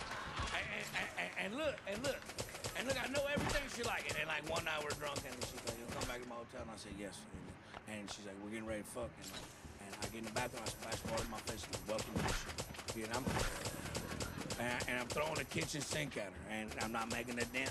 And when you mean kitchen sink, you mean your penis? yeah, it looked like a belly. I've been doing so much cocaine, it looked like a belly button. You know, it's like a wheelbarrow. It's like a wheelbarrow with rope handles. I'm like, where do I push this? You know, and I'm in there and I'm just like, fuck, you know, and I just fake come because I'm tired, you know. And I roll over and swear to God, my mom, you know my mom lady, right? Yeah. And look, my mom, she fucked all of Metallica, okay? She built Ford Tough, okay? Oh my God. She had a landing strip when she gave birth to me. That's why I got the haircut. You know what I'm talking about? And look, and she calls me like on my way home, and I left in the morning, and she goes, "What's wrong?" You know, like, we're talking about finances. So my granddad just died, and she's like, "What's wrong?" I said, "Well, I fucked this porn star." And she's like, "How was it?" And I go, "It was mid." I did. You know. And she's like, and without skipping a beat, my mom goes, "Well, baby, it was her day off." That is true. Yep. Never fuck your heroes, I guess. Yeah. Right. Yeah. I've seen your penis on the internet. It was, yeah, well. You had sex on the internet before. Well, don't do that. It's not exactly a kitchen sink, is it? No, that's a half bath sink right there. No, when it came out on the Twitter, I was like, whose dick is that? That's not my dick, you know? Like, whose baby dick is that? It's fine. Right. Yeah, I just don't know if you would call it a kitchen sink exactly. Bathroom sink, bird bath. I mean, there's a lot of smaller receptacles. Yeah. Yeah, it's something you would put a betta fish in, perhaps. Whoa, like a koi fish? No, not a koi fish. That's a whole different thing. No, that would be the opposite. A tiny tank, small receptacle. Remember a little Huggy? No, not that kind of Huggy. Okay, Uncle Laser. Are you gaining weight? The world wants to know. Red Band actually asked me. The guy that's gaining weight asked me if I'm gaining weight. No, come on, man. I'm training for a fight. I'm sober right now. You're literally not I'm sober. not sober. I'm not. We can all tell you're not sober. I've been watching a lot of YouTube DUI videos lately. I love watching people. Everybody lies on them. It's not even live, though. It's pre. It is true. Laser, fun times. You did it again. Fun set. You did it. Thank you, guys. Uncle Laser, ladies and gentlemen.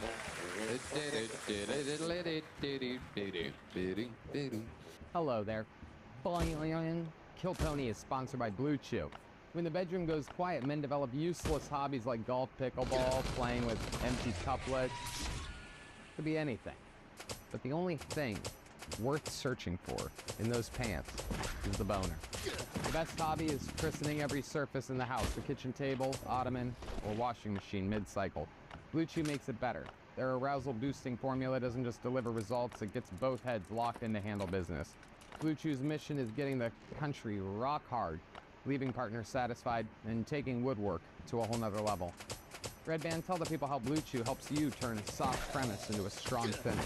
Well, I'm glad you asked. There's a reason Blue Chew is the #1 brand for better sex. Experience it yourself at BlueChew.com and build a legacy. A third legacy, if you know what I mean. And we've got a special deal for our boner-ready listeners. Right now, when you buy 2 months of Blue Chew Gold, you get the 3rd month free with promo code TONY. That's promo code TONY. You will also receive an additional 10% off plus free overnight shipping on your first order. Visit BlueChew.com for more details and important safety information. And we thank Blue Chew for sponsoring the pod and the bedroom. All right, ladies and gentlemen, we're back to the bucket we go. Make some noise for Johnny Tidges, I do believe the name is. Hey, I'm Johnny Tidges. This is my first time doing stand-up. I thought it was pretty cool when Abraham Lincoln freed the slaves. But I thought it would be cooler if you wanted a gay, sex-filled bender instead and then gave the Emancipation Proclamation. And it went a little something like, 4 whores and 7 queers ago, I came forth on this gray nation. And last night I came forth in 3 men. Speaking of slavery, Juneteenth wasn't that far back at this point. But what I can say is I hadn't been with a black girl before. And I didn't really want to. But I still have standards, obviously. So I thought at the very least, I could get with a section 8 out of 10.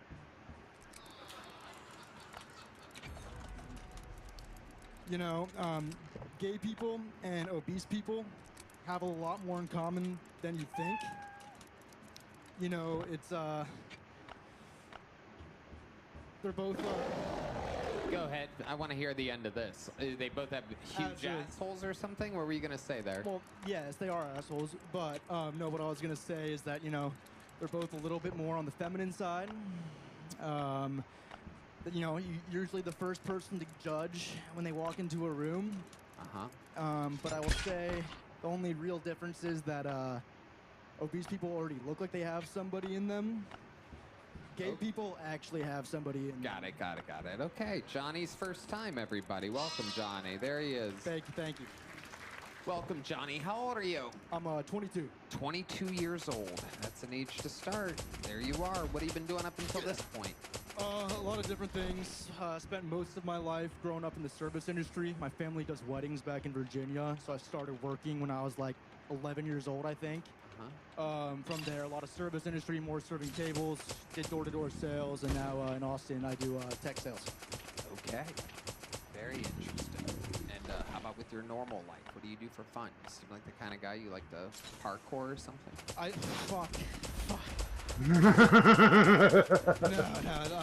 Not my kind of obstacle. I like a lot of golf. I obviously like comedy. I watch a lot of Kill Tony. My free time, I like to go hit the bars out here in Austin. Love a good time. I like the Betty a lot. What do you do at the bars?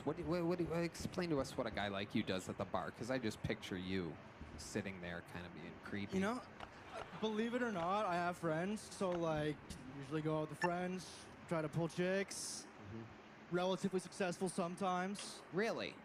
Believe it or not, yeah. Sometimes the girls like the skinny guy, the small penis, and the long hair. Liar! Yeah. Liar! John D's the sound effects while Red Band's going pee-pee. Look at that. Very good. You seem like such a sweet boy that's trying to be such a bad boy. I know. You want to find out? You look like the girl that looks like Jim Carrey. You know what I mean? Yeah. There is that comedian. Not even him. Yeah. He looks like the girl that looks like him. Yeah. You have very sweet. You have like I would say. Can I give you a couple tips? Absolutely. Stand-up wise, I would say you got to move the mic stand. You can see the cords taut underneath it. It's limited in your space, but also get rid of any barriers, and then also keep your shoulders up, head up. Okay. Looking down for the punchlines makes them think you're not confident in your punchlines when you have to be up and out. Like try doing it that way, and you'll get a bigger response on those. Thank you. Yeah, that's man. awesome. No problem. I love you. Yeah, I love absolutely. You too. It is great advice. You were looking way down. For the first time, not bad, though. You remembered your stuff. You knew what you kind of wanted to get to. I agree that you seem like you're trying to be, like, naughty up here. let's find out some authentic things that are funny about you. Like, what's a normal just day without trying to be funny? Take us through your actual life, because it seems like even when I ask you a question, you're like, yeah, I just like going to bars, picking up chicks. Like, no one really believes that. That is fair. That is totally fair. Tell us some vulnerable things about you. Like, let's get to it. You want to get into the family? So, like, I have 5 older siblings. I'm the youngest of 6. Okay. I don't know if there's anything there. No, there's not. Anything there. Fucking fly. Oh my god. It's like it knows. It's like it knows my range. Oh, so fucking close. Keep going. We're trying to kill a fly, buddy. I'm giving you a lot of time to think here. You kill that fly. You're The youngest of 6. You keep going. What do you do? So what time do you wake up? I'm usually like a 6:45, 7 a.m. gay. Okay, what exactly do you do? Take us through your fucking day. Oh, dude, right now, I mean, like, I'm in tech sales, so, like, wake up, don't really want to go to work, procrastinate a little bit, getting out of bed, then pretty much just go straight to work and then get right into it, start cold calling. That's pretty much the day-to-day. You just said nothing. Yeah. I asked you what you do. You said, well, I don't want to go to work, and then I go to work. What's the first thing you do when you get out of bed? Go take a shower. Okay. Tell us about that. What do you do in the shower? Tell us. No, right now, I'm in the process of moving, so I just moved over to a shithole in East Austin, and I thought it wasn't. What do you have in your shower? Are you one of those 10-in-1 body wash guys? No. I usually go, like, lately I've been using some Dr. Squatch for the body soap. Loofah? Loofah? No loofah. No, I know I'm a washcloth guy. I'm a washcloth guy. Wow. How often do you interchange your washcloth? That is a completely fair question. Not as much as I should. Probably every 3 weeks, 2.5 weeks. It should be every week. Look at you now. 1 second you're going, what is Tony doing with these fucking questions? And the next you're going, I'm so entertained. 3 weeks is nuts, sir. I'm sorry. How many different washcloths do you have? 1. Oh my God. Can you believe this? Ladies and gentlemen, that is the craziest answer I've ever imagined And you in my know he's entire lying. life. That's like 3 months, I bet. You're 22, buddy. You're doing fine. I thought 3 weeks was good. You're fine, dude. I didn't know you were supposed to wash towels till I was like 30. I thought it was cleaning. Yeah, I'm clean. How often do you wash your sheets? How often do I wash sheets? What's a good answer to that, guy? Once a week. My wife washes her sheets, I would say, once a week. Yeah. Yeah, or else she gets it. No, I'm kidding. That's every 2 weeks. I don't know. I've been here too long. Okay. Johnny, you have wacky parents or anything? Is there anything about you at all? Oh, yeah. My parents are very wacky. My dad's super conservative. Do you want to hear, like... Tell us about that. Yeah, I'll definitely tell you about that. So, I'm from Northern Virginia. So, there was this big deal back during COVID. Essentially, this girl got raped by a trans guy in the bathroom at one of our local public schools, right? And then the person that raped her got transferred to another school in the same district. Talk about a solution, you know? And then essentially, imagine parents were actually pissed, believe it or not. So there was a big school board meeting, and in the middle of it, they declared it illegal trespassing. And my dad, his plumber was the... Here we go. Yeah, his dad, or my dad and his plumber, who was the daughter of the first girl that got raped, Okay. were like, we're not fucking leaving. Okay. Yeah, and they both got arrested and made like national news. They got driven around the block in a paddy wagon and then just pretty much dropped off. Nothing really happened except for the charge and everything, you know, getting arrested. So it took him like 3.5 years to get pardoned. And Your dad? Yeah, so he went on. He got pardoned? He got pardoned finally. By the president? No, I wish. But no, he You just gotta take the win, I guess. Yeah. We take what we can get in Virginia, you know? Can you imagine? He tells his son, I got pardoned, son. And his son's like, yeah, but from who? No, it was, I think his name's Greg Abbott or some shit, governor of Virginia. Yeah, that makes sense. He has a wheelchair that goes 60 miles an hour. Here's a medium-sized joke book since it was your first time. There goes Johnny, everybody. All right. Let's keep it moving along here. Back to the bucket we go one more time. Is he ready? We're good for him? You know what? Let's get a regular up here. Ladies and gentlemen, you know this guy. You love him. This is a brand new Minute Plus from the former Dark Storm of Atlanta, Georgia. And now, the Dark Storm of Austin, Texas. Make some fucking noise for the one and only Dedrick Flynn, everybody.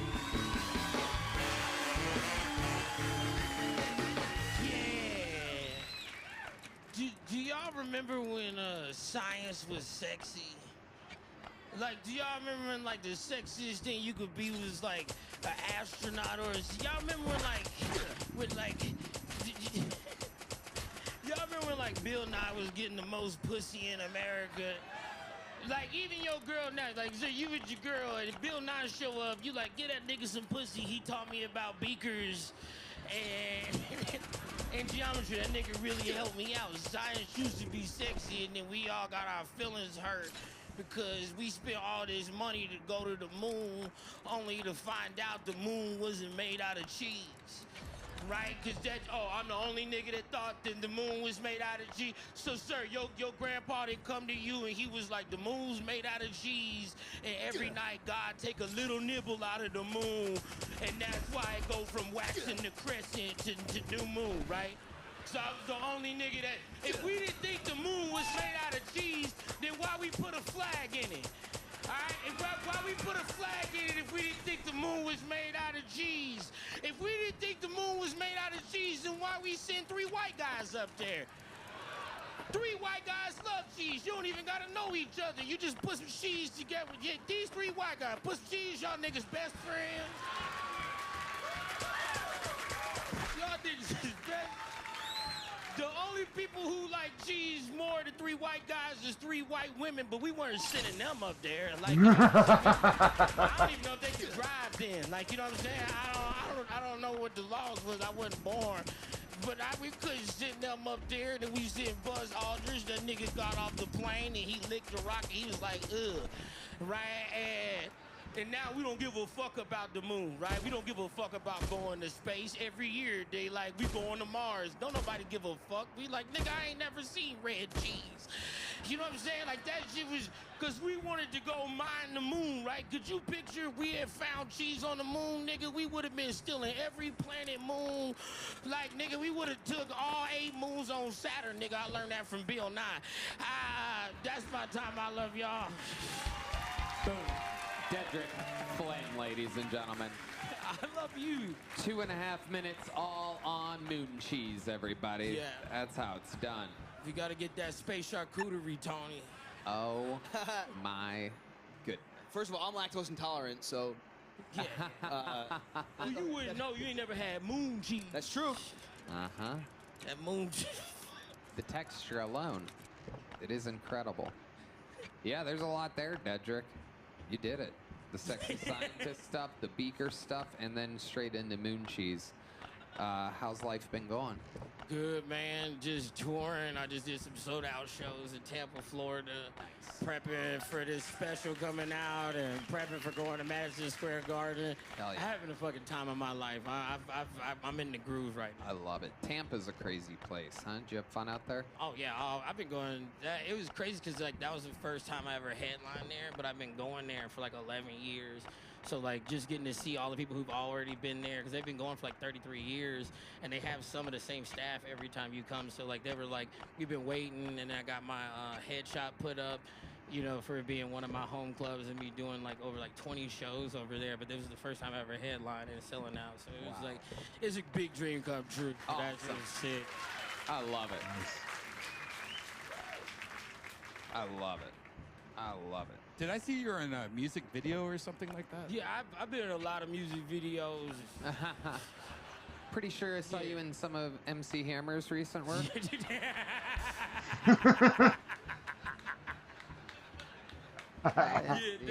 Those are like old ones, like if my friends were in bands and stuff, and then that was a band that I used to be a drummer in, but then I was like start doing comedy full time and touring on that, so you can't be like in a band and do that.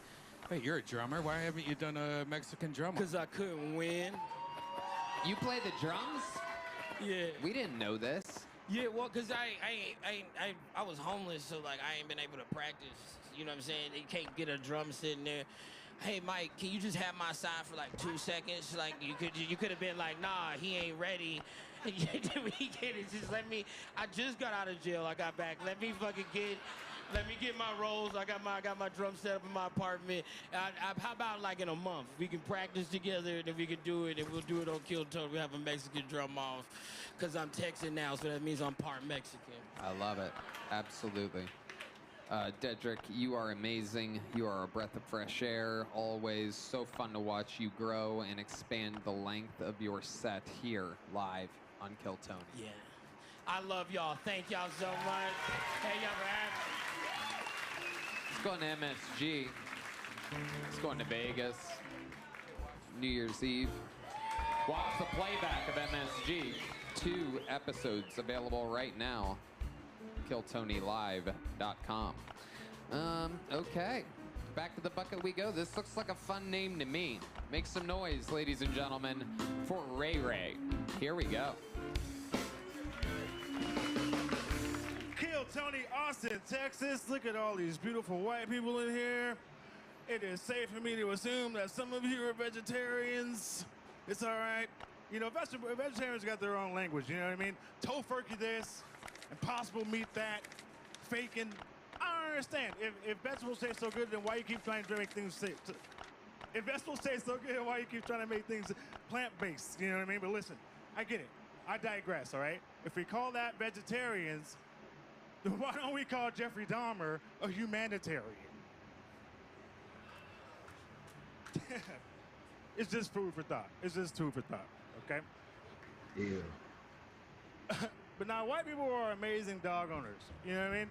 Y'all be like reading the ingredients on dog food and shit. Y'all be taking y'all dogs to the vet. Damn. If you see a black person at a vet, I'm telling you right now, he's a drug dealer. You know who else is good with dogs? Like homeless people. Homeless people are amazing with dogs. You see them on the side of the road, they're like, you know what? I will do anything for food. And I'm just like, There you go, Ray Ray. Did all your time there. I actually like that joke. Of all the homeless dog jokes there, thank you. That was funny.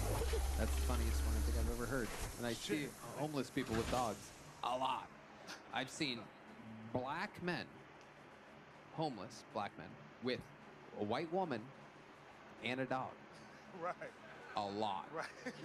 It's a thing happening here in Austin, I can admit.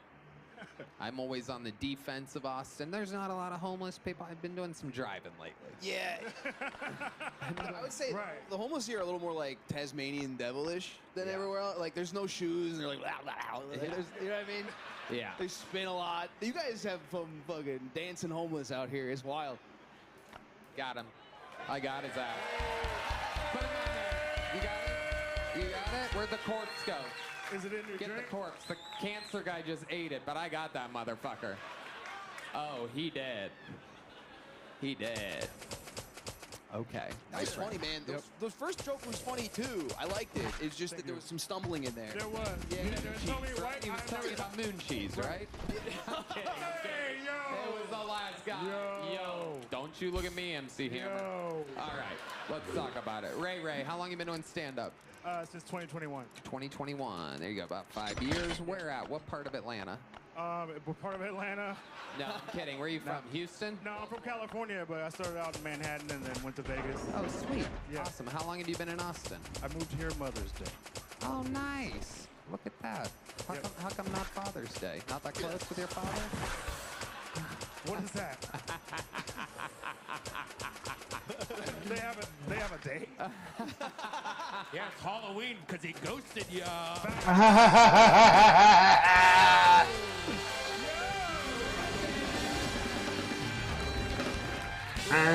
Where's your sound effect for killing? Go back up. It's up here. I know where it is. There we go. Wow. Red band. We have pure momentum. Red band's killing. The fly is dead. Wow. We are cooking up here. Right. My goodness. I'm so proud of you, Poof.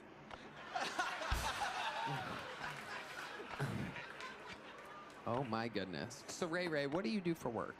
Work at a restaurant. Okay. Yeah, Westlake Country Club. Shouts to the Westlake. Oh, hell Country yeah. Club. Yeah. I love it. That's a fancy country club, Yeah, right? it's pretty fancy. What exactly do you do there? Nothing really.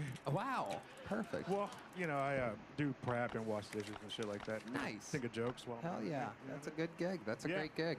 Daytime, right? Yeah. Yeah, that's great. Yep. For a comedian, that's exactly what you need is a good fucking well-paying day job. Get through. Seriously. Yeah, that's it. A lot of guys out there sleeping in their cars. Shouts to them. Yeah. And you have your own little studio apartment? Oh, yes. Little own studio apartment. That's good. Yeah, that's all I need. In this economy, the strongest economy in the world, that's good. Seriously. Thanks. I love it. And what do you have in your shower? I've been asking people this today. Some people use a 10-in-1. Some people have a loofah. Some people have a washcloth. Some people go straight soap. What's your setup? You know, just whatever they can get at the dollar store, you know what I'm saying? But what do you have right now? If we were to truly take a reality show crew to your place and storm the gates and not let you go in the bathroom first, what exactly would we find in your shower right now? Black guys don't use a bonnet. A bonnet? Really? No. Oh, okay. He's just answering what you think you want to hear. Right, I'm like a bonnet, some fried chicken bones. Okay. Watermelon rinds. Wow. Wow. This is my entire. Somebody else's ID. Wow. Oh, Ray, you cray. Wow. Amazing. You're not gonna give me a real answer about what's in your shower? Honestly, really, I'm pretty simple. It's just like some body wash. Okay. And a little wash rag. How about your fridge? Craziest thing we'd find in your fridge if we looked right now. True answer. Don't be silly now. Okay. Honestly, true answer would be my rotten fucking ribeye steak. You have a rotten ribeye Yeah, steak? the fucking electricity went off for 2 days ago. Oh, damn. That sucks. There was rotten ribeye steak in there. Damn. I should probably take it out. Damn. Amazing. Ray, what's your love life like? It's like I'm in the male loneliness epidemic right now. It's real. Why is that? You're a good-looking guy. I like money. Okay. So, with no girl, you have more money. Right. Got it. Or you can make more money to offset the girl. It's not that easy. It's not that easy. It's not that easy. Senior lonely correspondent Matt Muelling on the electric guitar. It's not that easy. Have you thought about finding a girl that makes money? Like, that's easy to do. Ooh, good idea. Nah, I'm all right. All right. So you gay? No, Don't you do that. No. Don't you call Ray gay. Seriously. Yeah, the only thing reggae is like music, you know? Hello. That's what I'm saying. So Ray, when's the last time you were with a woman? Oh, shit.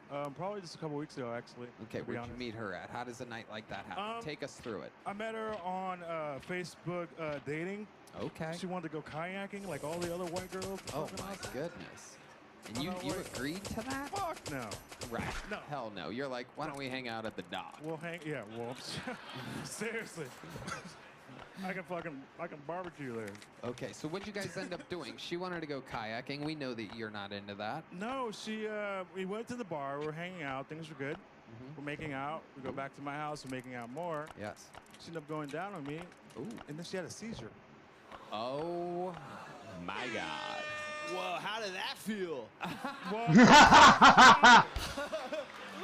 She bite down on it? It felt amazing, but I mean, yeah, she had a seizure. It turns out she had a nut allergy. You're joking. That's a joke. Ray. Ray. Are you... That's Ray. That is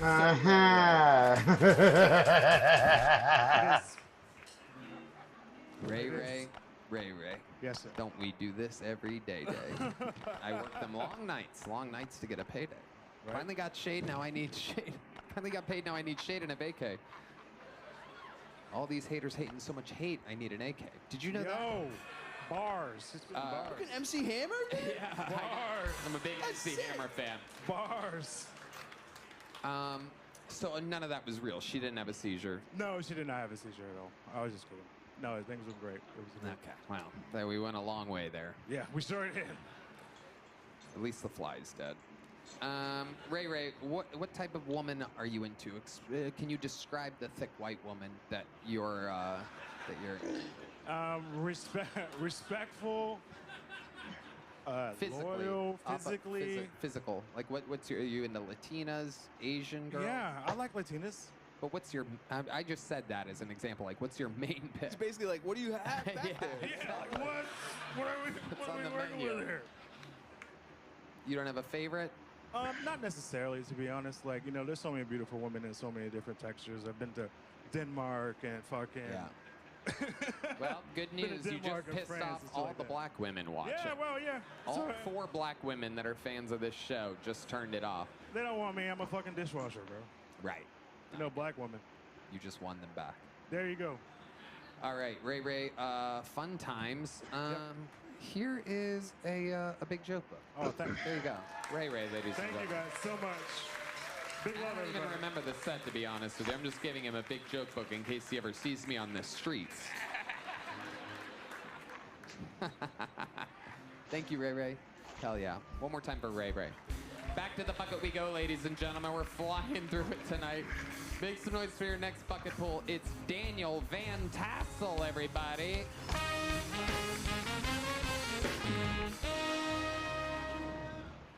Thank you all so much. I've tried to kill myself 3 times. That guy's like, do it one more time. It'll take. Well, yeah, I've tried to kill myself 3 times.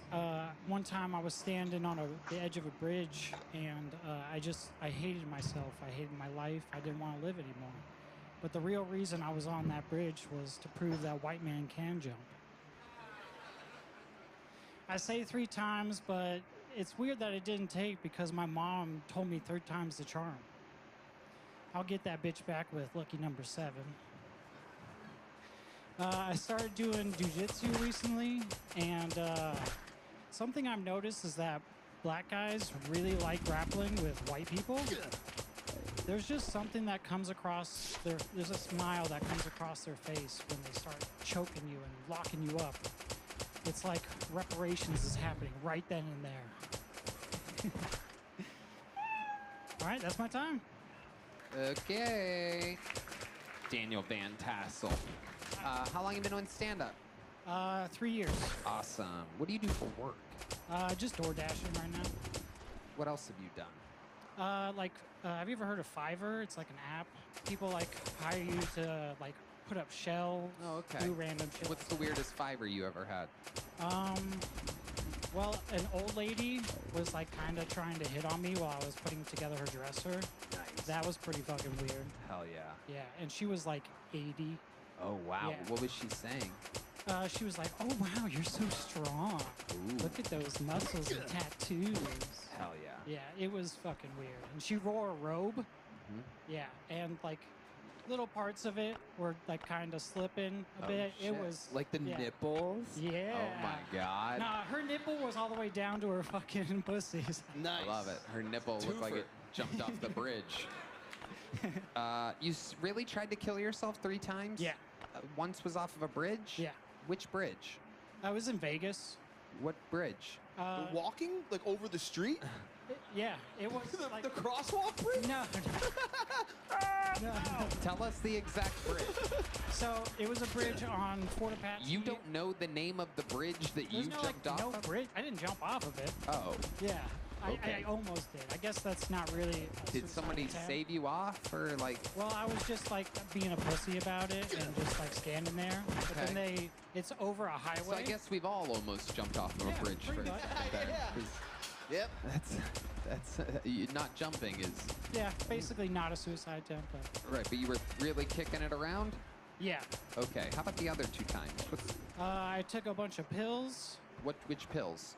Xanax. Oh wow. Mhm. How did that end up going for I you? just threw them up on my bed. So like I didn't kill myself, and then I had to clean up my bed. Right. That fucking sucked, dude. Yeah. You had And even then one you're more like- reason to kill yourself after that. Exactly. It's like, God, my bed's a fucking mess. Mhm. Now I really want to end it. Okay, how about the 3rd time? That was pills as well. What pills were those? That was Xanax and... Was it Tums after you had an upset belly after trying the Xanax? It was Xanax and Percocet. Oh, wow. And what happened that time? You puke again? Same thing. Wow. God just wants me here for some reason. Okay. Well, let me ask you this. He doesn't, and let me tell Well, you. actually. I was going to ask you, how often do you do this? How often are you doing stand-up? Stand-up? So I've been taking kind of a break. Just, like, I've been really depressed recently. Yeah. So, I've been trying. I've been getting a little bit. So if you were to say in a month, how often In are a you month, jumping on stage? probably like 7 or 8 times. Okay, you know you need to do more, right? And Yes, I know that it's absolutely. hard to do that when you're not feeling mentally well Yeah. and all that shit. But I would say it's a tough open with that subject. And I think it's important if you want to talk about it, but save it till they're like, ha ha ha. Okay. You know? Wait till they're all like, this guy's great. I thought this was Kill Tone. Fuck. You know, like, it is, but you don't take the title seriously. Okay, You I know, got like you don't have to talk about that. I would say open up a little bit lighter. Talk about you seem like a nice guy. Give us a reason to like you in the beginning, and then talk about. I was going for pity laughs. You're going for pity laughs. Yeah, yeah. You got a cute look. You look like if someone plucked the hair off of Joe Rogan's arm and then grew it in the Texas soil, and they were like, we should have let it grow a little bit more. Right? Just a reminder, if anybody's ever having thoughts, go to BetterHelp.com and use the promo code KillTony. Daniel Van Tassel, tell us something else interesting about your life. What kind of hobbies or special skills or talents do you have? Hobbies, I just do jujitsu. I like to go out a lot. Like, I've been hitting Barton Springs Pool for the most part, like all summer. That place fucking rules. Okay. You know, random shit like that. I'm not like art creative. I don't like draw or shit like that. So, yeah. All right. What's your love life like? Do you have a girlfriend? I kind of have like a situationship going on. Tell us about that. What does that mean? Like, we don't have labels and we can fuck other people, but like we kind of really stick with each other. Like, we actually hang out and go do shit, while other people we just like bang. Who's winning, though? She's winning. She is. Yeah. It's infinitely easier for her. Yeah. I did that. I had an open relationship for a minute. A girl kicked my ass. It was all Australians, and that fucks with you. All the guys she bangs were Australian because they come to New York and they have sex with everybody, and it's always my girlfriend. They put a wow. Isn't that interesting? They put a shrimp on her Barbie. Shut up. Yeah. Shut up. Bully Daniel Van Tassel. That was good. Good job. Thank I'm taller than you. Taller than you. Most everyone is, yeah. Fun times, Daniel. Congratulations. How long have you been on stand-up? 3 years. Very nice. Sign up again sometime. Daniel Van Tassel, everybody. All right, another bucket pool. We know this young lady. She is very funny. She's famously been on this show before, made a huge impact, is now a regular here at the mothership and a full-time employee. Her life changed from being here in Austin, Texas. Very funny lady. This is a brand new minute from the great Annie Teicher, everybody.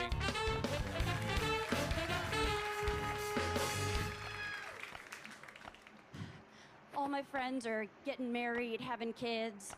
I feel behind. I've always been behind. I remember when I was 14 and I hadn't gotten my period yet, I would just pretend, walk out of the bathroom at school like, do not go in there. I just did a big period.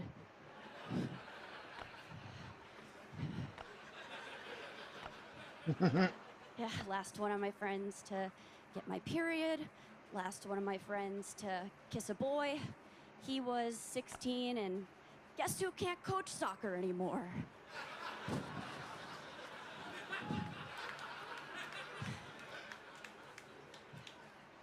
Yeah, you know, when I was in school, the boys were mean, except one who told me to call him when my tits come in. And I think I'm gonna do it.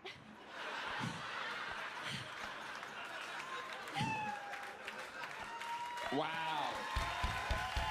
Wow. Very funny. Annie is funny, and you're back again. Welcome, Annie. How's life going? It's great. It's great. I work here. sat these people here. You did tonight, this room? Amazing. Yeah. I love it when that happens. That's wild. How long have you worked here again? I've worked here since November. How long have you been doing stand-up? A year and a half. And this is your only job, working here and doing stand-up? It is. I quit my job. You my were- other job. what was the other I one was again? a golf professional. That's right. I remember that. Wow, a year and a half for real? That's Yeah. insane. I don't that joke with the waiting for your tits to come in. I don't think I wrote a joke that good for like 3 years. That's amazing. Oh, thank you. And your mannerisms, like you don't realize how much they add. Like when you're a 16-year-old, when you went like that added so much comedic effect. Yeah. And that's natural. That's so good for you. Good Thank job. you. Yeah, truly. Yeah. She's got it.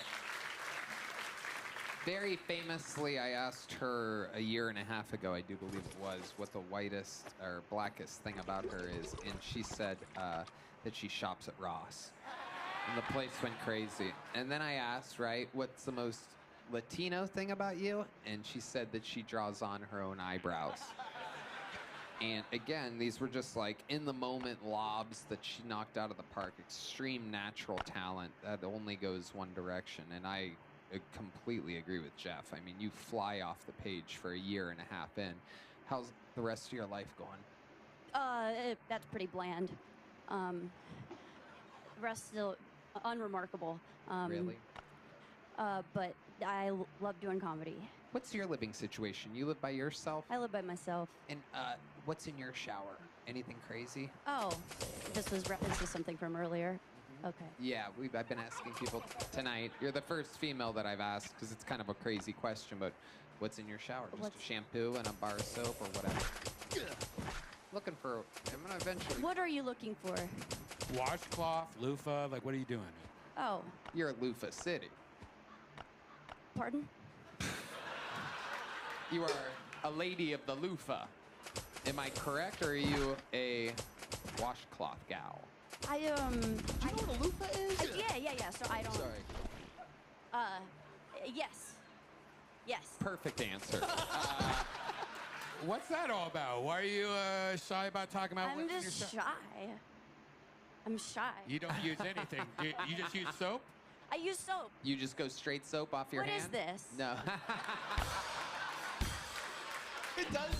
It does feel weird. The only woman we're asking is like, hey, chill, dude. Yeah. I guess it is kind of a crazy question, but whatever. I love it. Annie, what scares you? What are you afraid of in this crazy world? What scares you? Is there something that scares you?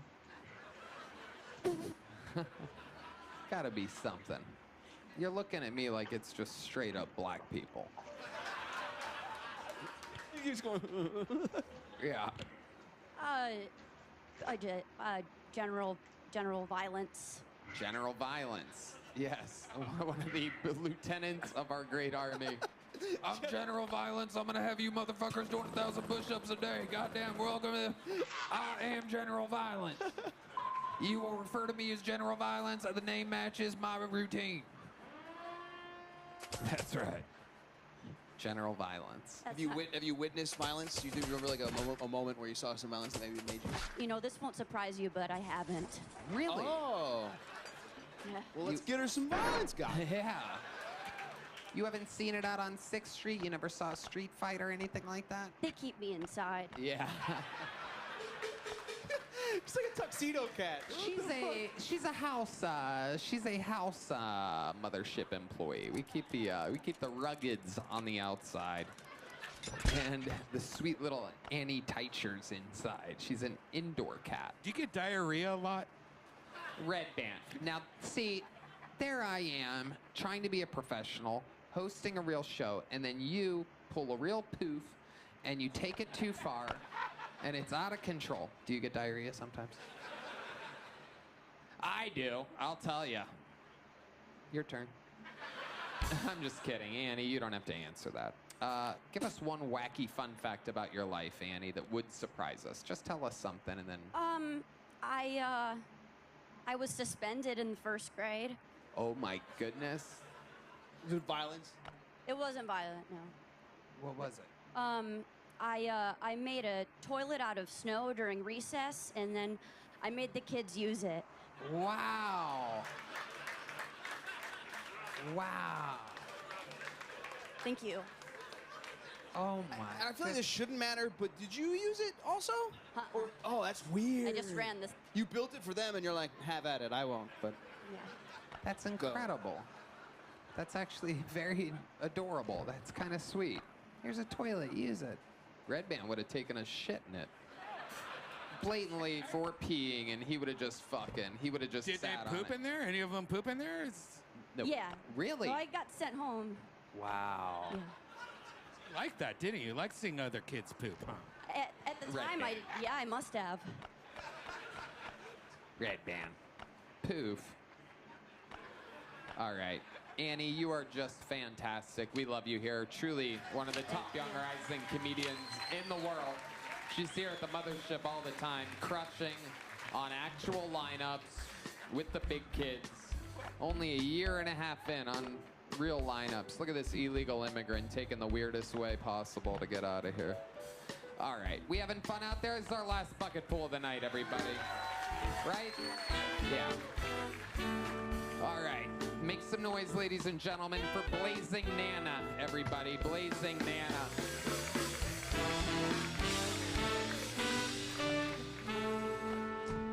Y'all, I started dating again, and I've discovered a few things. I love big dick energy on a little dick man.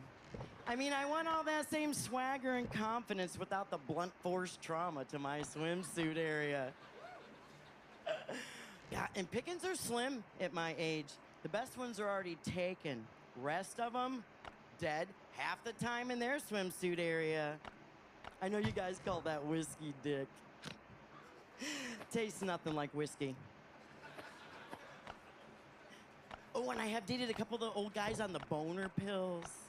Oh, yeah. Those guys, they're really easy to find over on like silver singles and Our Time.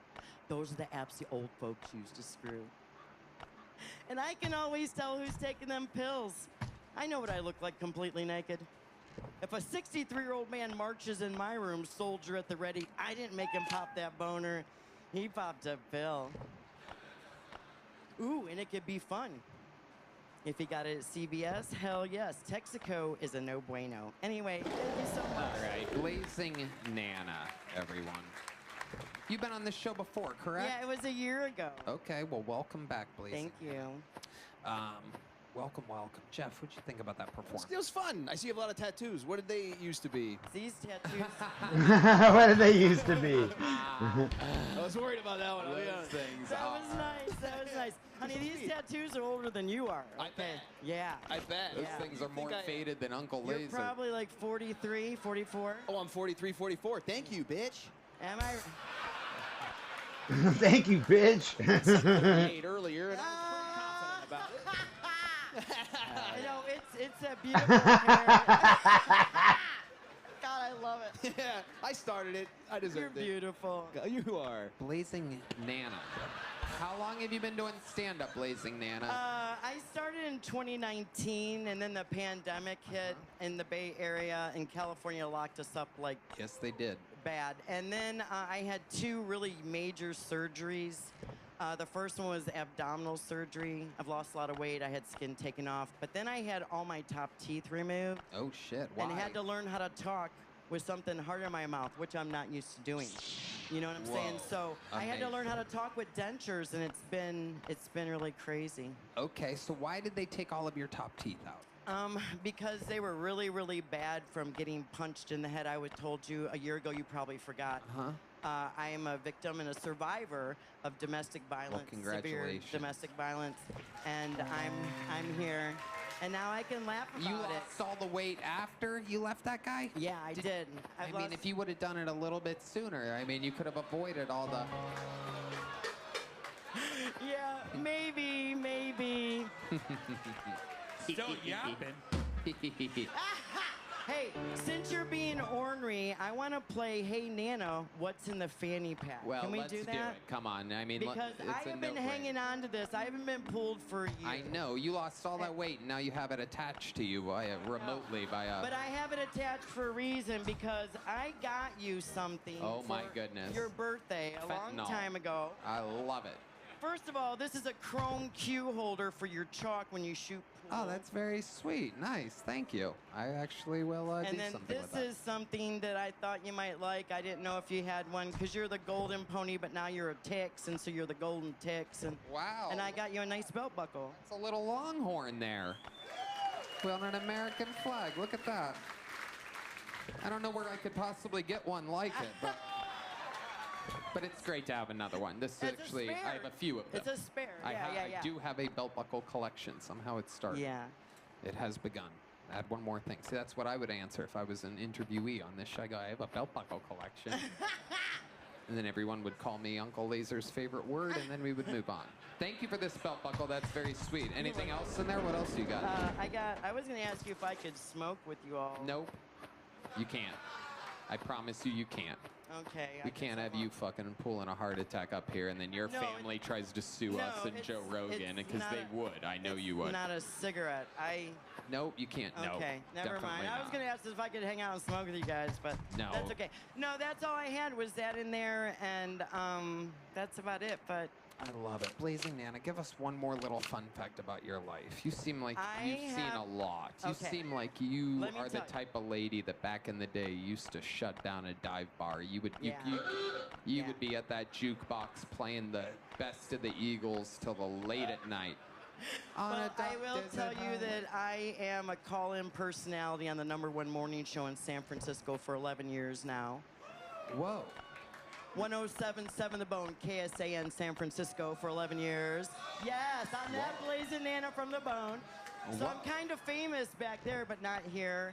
Wow. So when I was doing stand-up in the Bay Area, I was giving my government name because I didn't want to get preference because I'm Blazing Nana from the radio station. Got it. You know what I mean? So, and then I came here and no one knows who the hell I am anyway, so it doesn't even matter, but I love it. It's all good. How about now? What type of fun are you having in life now?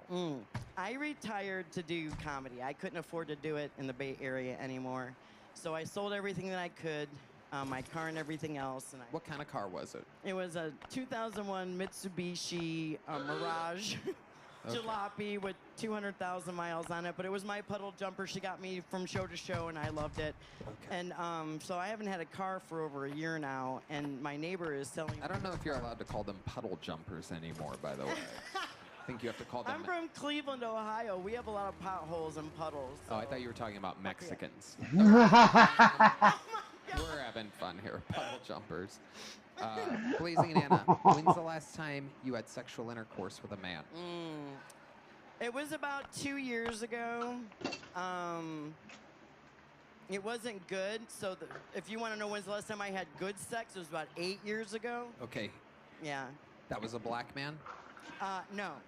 Okay. I only date little dick guys. I have a brand new vagina. I had clam cancer, the cervical cancer. Whoa. You have a brand new vagina? Yeah, and I lost my fupa when I had my surgery, so I have a brand new meow down here. Wow. So I only date little dick guys. Wow. Holy shit. This is very exciting. Hey, Raul. Wow.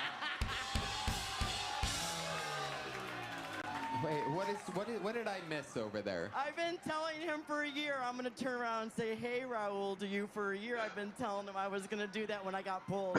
Whoa, Raul Vallejo, look at that. Oh, my God. He told us he had a big dick. Wow. Oh, I don't know him that way. I just wanted to say hi to him. I have been teasing him for a year. I'm going to get on stage and turn around and say, hey, Raul, and I finally got to do it. So amazing. She's going to turn your trombone into a trauma bone. It's exciting. Hey, wait. Do you see his lips? Okay, relax, Blazing Nana. Jesus Christ. I'm like your pussy because I'm scarred for life. Blazing Nana, you're a sweet lady. You know what? Since you came bearing gifts, I'm going to give you a big joke. I even though appreciate that. your set was just whatever. And I caught it, too. You're damn right. You caught it. Just like the cervical cancer, you caught it, my love. There she goes. Blazing Nana, ladies and gentlemen. A sweet little spirit. All right, this is it. We did it. We got through the bucket. Congratulations, everybody. We're all still alive. Nobody lost an eye or an arm or anything. We're all safe. That means we get to sit back and enjoy the absolute climax of this show. We have a freak of nature. We keep him chained up all week. And we let him out on Monday nights. The Beast. Enjoy yourself. I know we will. This is a brand new set from the real deal, Pat O'Neill, everybody.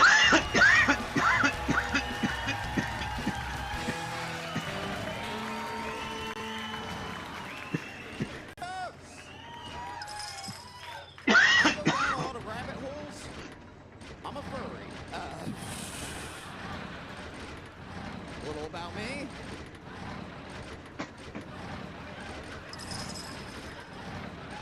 Seriously, ever since the Epstein emails came out, I can't even look at a pizza anymore.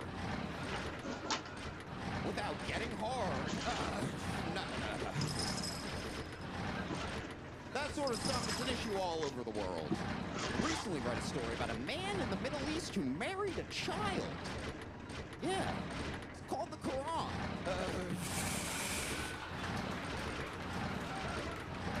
They put it right in the book.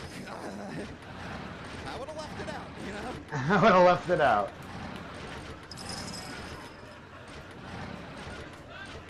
And speaking of religious texts, I just learned Mein Kampf is still available on Amazon.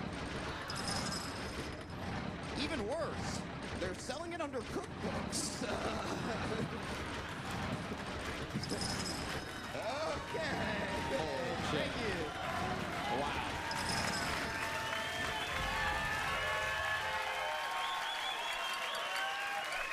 Just unbelievable. Wow. Unbelievable, Pat O'Neill. Great job, dude. Thank Yeah. you. So funny, man. When you got made a regular, dude, I was so happy for you. I so was watching you grow on the show and just destroy. I even messaged you and congratulate you and say how awesome you were, and you've yet to fucking respond. Oh, what the fuck? I was checking. I was like, what the fuck? No, man, that's great. I spend most of my time on Instagram, like, responding to schizophrenics in the comments section, so I do apologize. That's very rude of me. That's all good.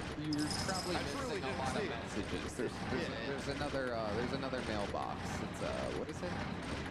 Request. Yeah, request. Found out recently. If you missed his, you probably missed Drake's and Kanye's and other people's. By the way, you're probably going to be very. Kanye after this set. You're gonna be very.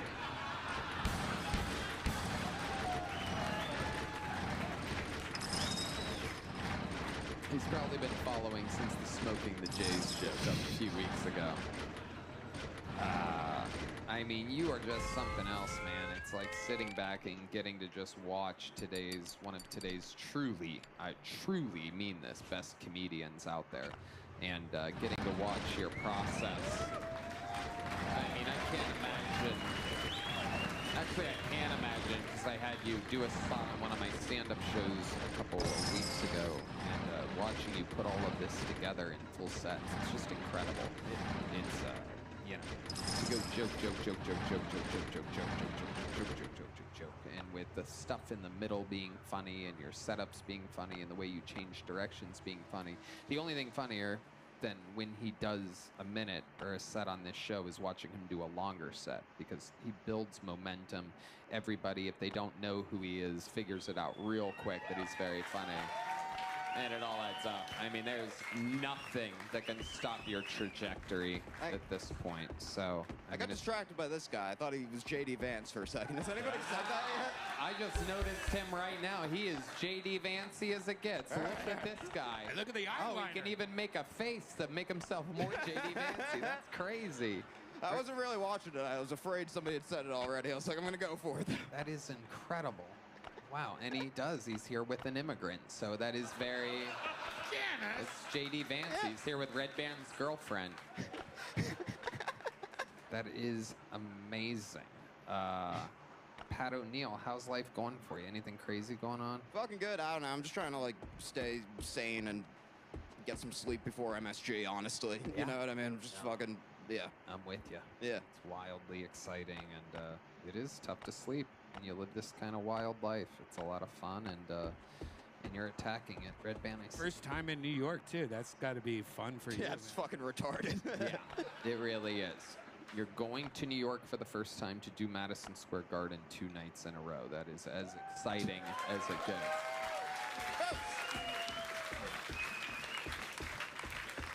So fun. How's life here in Austin? Oh, great. I don't know. I'm getting to do more spots here, and so, I don't know. It's awesome. It's very hot. It wasn't as hot last summer, which was my first one here. It but is crazy. Other than that, it's swell. Yeah. We have very hot summers here. How long have you been in Austin? Just 2 years? Like, yeah, a year and a half now. Yeah. Yeah, the summers are fucking nuts.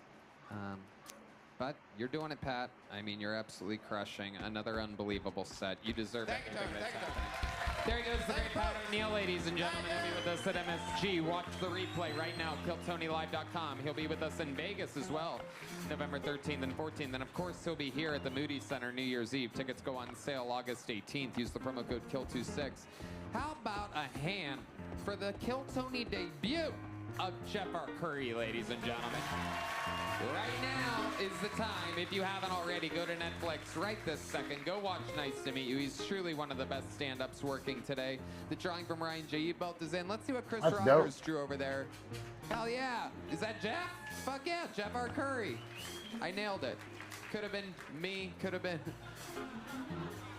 I see Jeff, though. That's Jeff. How about one more time for Chris Rogers, Ryan J. Belt, our artists that draw the episodes as they happen. Oh, boy, we had fun. That was a blast, pal. So fun. Thank you for having me, dude. Absolutely. Genuinely. We'll do it again sometime soon. Poof, what do you got for us? I got a new album out called Yacht Rock, Capred 7 on Spotify, YouTube, everywhere. You have an AI album?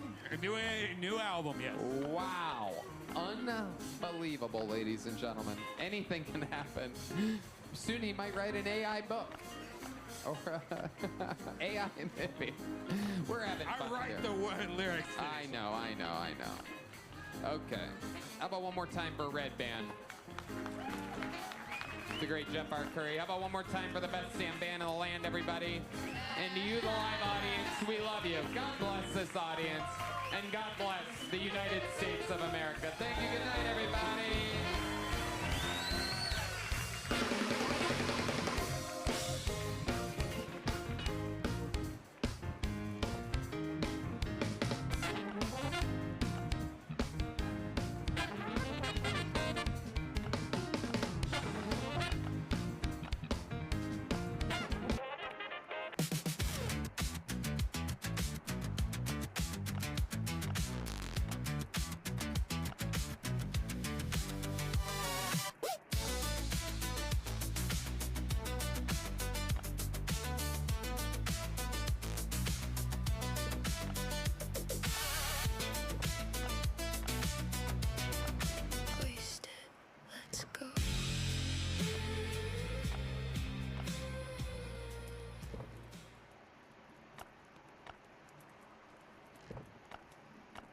Red Band really pushing that yacht rock.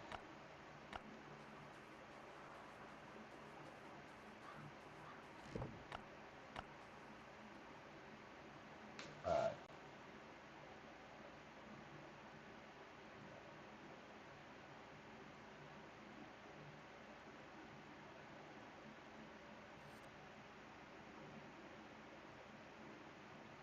Hey man, a car prop with a tool shed? That's so cool. Oh, thanks. How much are car props? Around $1,200? $1,200. Good evening, folks. As you can see, we have the schedule up here. We are live from Observer Ranch. It is 7 p.m. here in the new Valley of the Sun. We're going to go over the sun for a bit. There is a little bit to update there. Then we have some science updates, a little bit about the year of the prepper, just a little bit. And then we are going to talk about the return of the morning show and a little bit more story on exactly what's been going on here. Then we'll get to the super chats. But all of that stuff is coming after all of the science and the space weather and all the stuff that some of you only want to hear. So we're just going to jump right into that first. Actually, let me make myself little because I don't need to be big right now. And we are at spaceweather.gov. also known as the NOAA Space Weather Prediction Center. And you can see right now, the first thing that I want to point out is the KP index. It is still all in the green. We have no geomagnetic storms. We're on the precipice of geomagnetic instability, but it is on the rise. And the reason for that is the solar wind. What we're looking at here is the solar wind very, very stable. And then all of a sudden, the solar wind speed starts to rise. It goes from about 300 kilometers per second to now we are in excess of 400 kilometers per second. This is not a very significant amplification.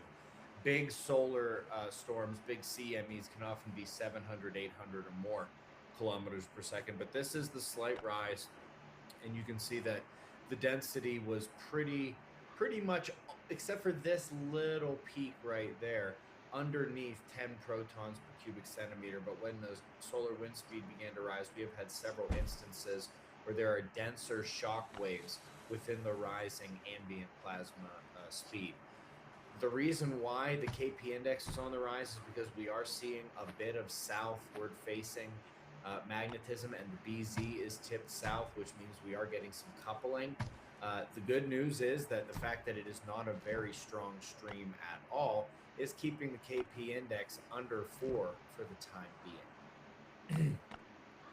In terms of solar flare activity, as you can see, we really do not have much at all going on. And the reason why that's kind of perplexing is because we actually do have some sunspots. This is the last, 48 hours or so, I would say. I'm probably going to have to hit play again in just a second.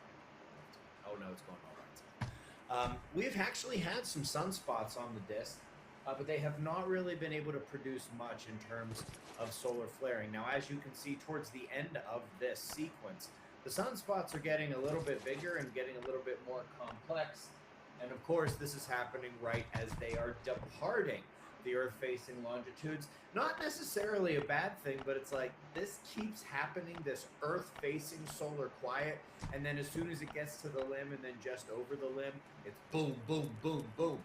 We call this the Earth-facing solar quiet. We've been watching and documenting and making videos on it since November of 2011.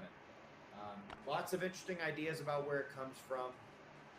Mainstream heliophysicists, space weather scientists will not even admit that it's a real thing. But these sunspots really have not been doing much of anything. Let's go ahead and watch the last 24 hours on the sun. Hopefully this doesn't take too long, loads quickly, doesn't make me BS you guys for a couple more seconds than I have to waiting for the sun to load. We actually get you to be a bit big, we actually. Uh-oh, let's scroll. Let's actually watch it at the speed at which they normally present here. Yeah, you can see there's really not much going on. There's minor motion and crackling in the umbral magnetic fields and above the sunspots, but it's really not that interactive. There's no surging, there's no strong motions or anything like that. There's a little bit of activity. Did you catch that over here?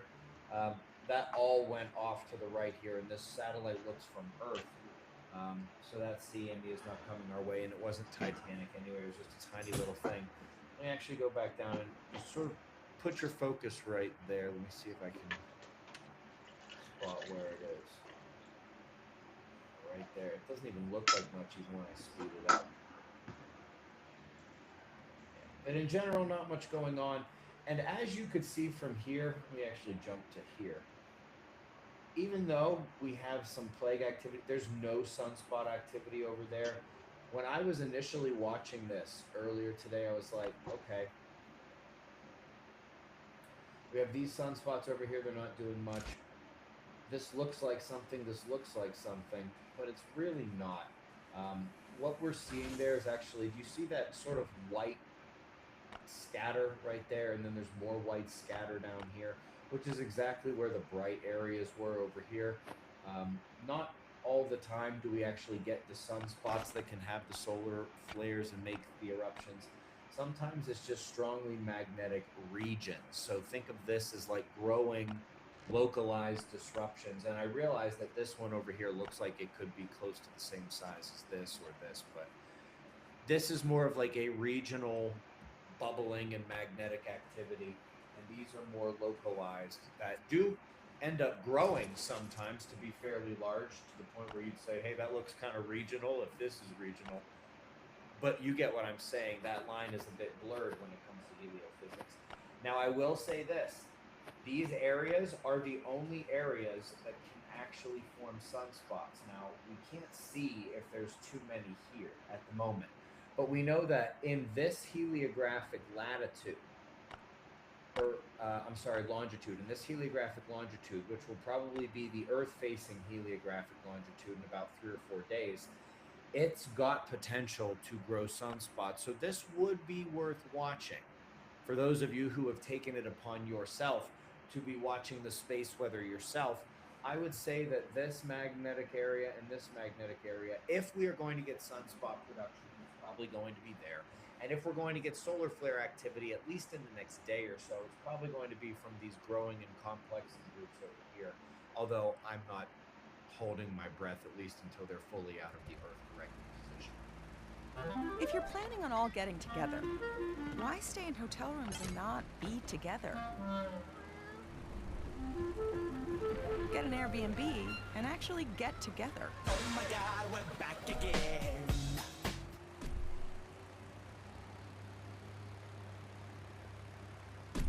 If you have Hashimoto's and you're suddenly gaining weight out of nowhere, your liver is probably the problem. Eating less than you've ever eaten and the scale keeps climbing.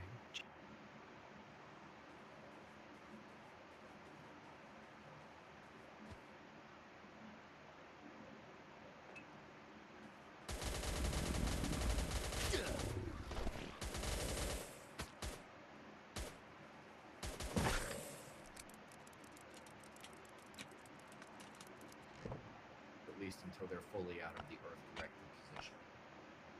We all good there? We all good?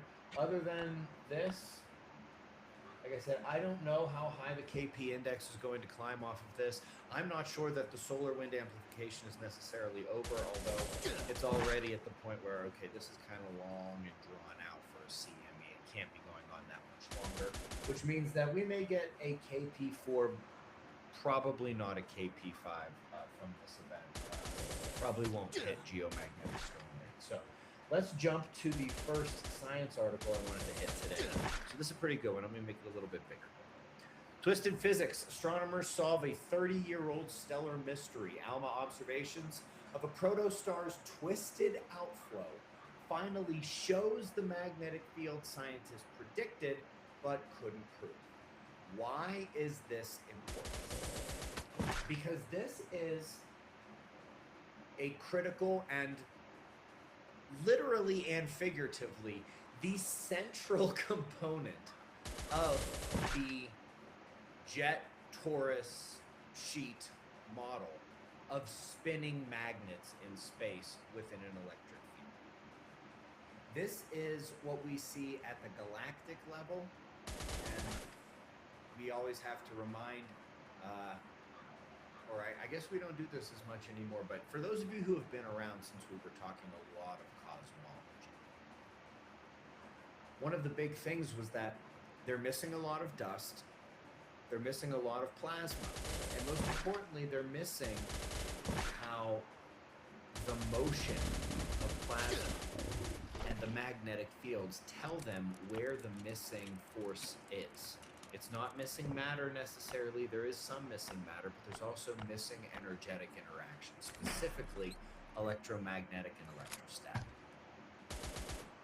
But the central thing at the galactic level that showed this was the fact that these supermassive black holes at the center of the galaxy, which we're not even going to get into the fact that they're not actually what they think they are, but they obviously don't swallow everything and produce to spit anything back out. There's the cosmic jets that come north and south, and there's the magnetic fields that spin out from there. Now, here's the thing.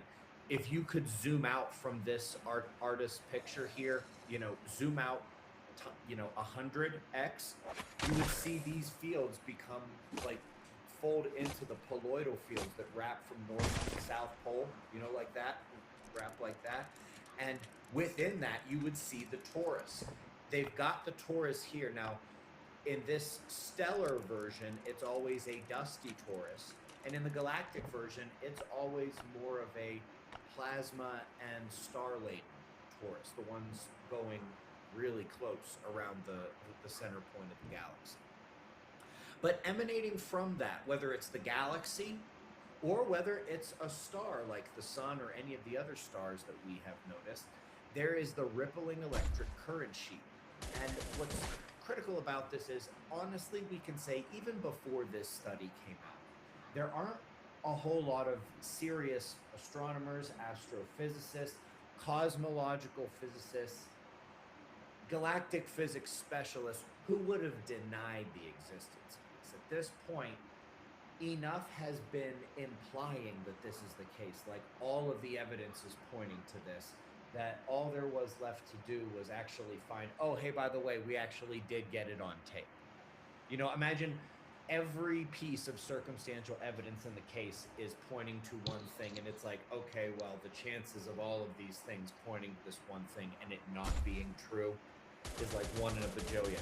And then the next day they're like, oh, by the way, we actually did find the security camera footage, and yes, this is exactly what it shows. And so now really that's all that's happened, is this is just a nail in the coffin, that is the energetic signature of the universe. It is the helical, the spiraling in the vortex along the north and south poles of the central magnet. It is the forming and transforming of that into the poloidal fields. It is the housing of the energetic torus within it and emanating therefrom the electric current sheet. This is how we know what happens to stars when they get hit with the galactic current sheet. We can look at what happens to the Earth and the planets when they get hit with the sun's current sheet. And then it's really not that different at the galactic level. Essentially, we can get a planetary, a full global geomagnetic storm just from hitting the sun's current sheet. You don't think that could happen to an entire solar system when it hits the galaxies? That's what our entire disaster cycle is about. That's why it happens over and over again on such a regular cycle, because that rippling electric current sheet emanating from this central helical and torus magnetic model at the heart of these energetic magnetic spinning systems in the field is repetitive. It is coming out like a very predictable cycle. So that's actually what we're dealing with here. Fantastic article. For those of you who have been here for like, I don't know, 6, 7, 10 years, and you really remember the Taurus jet stuff we were talking about, before we actually realized that, hey, that third component, the electric current sheet coming off of it, which we ignored before we realized that's what's causing the disaster cycle. And yeah, we did ignore that in like 2016, 2018, before we really dove into this stuff as hard. That's exactly what this is. They, like, no scientists really were arguing about it. Now, back then, all we had was the computer models from Caltech and the Yale scientists saying, yes, this is what it is, and most of the other scientists agreeing that, hey, there's really no other way it could be. But now we actually have the proof, and that's pretty nice. Always good to get that level of science in check. Up next, this one is good, and I'm going to make that a little bigger, too. So,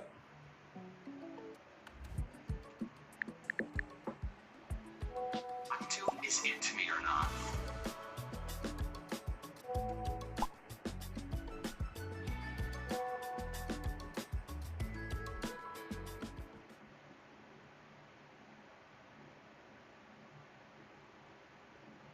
At 63, I ran into my ex-husband at Target. He was with her.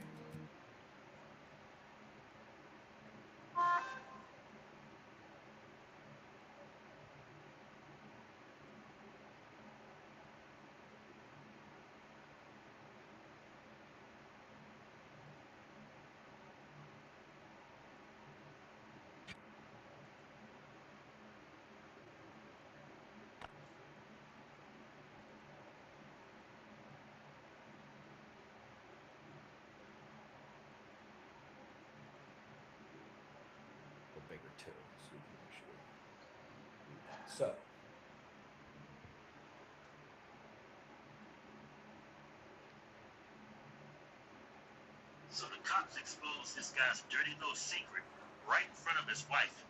Look at him, Mace. Check this out. Right up here.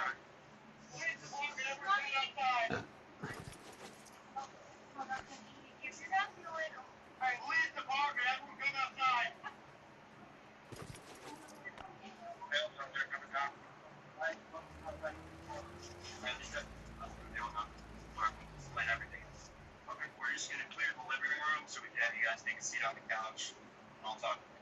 Okay? Oh, good.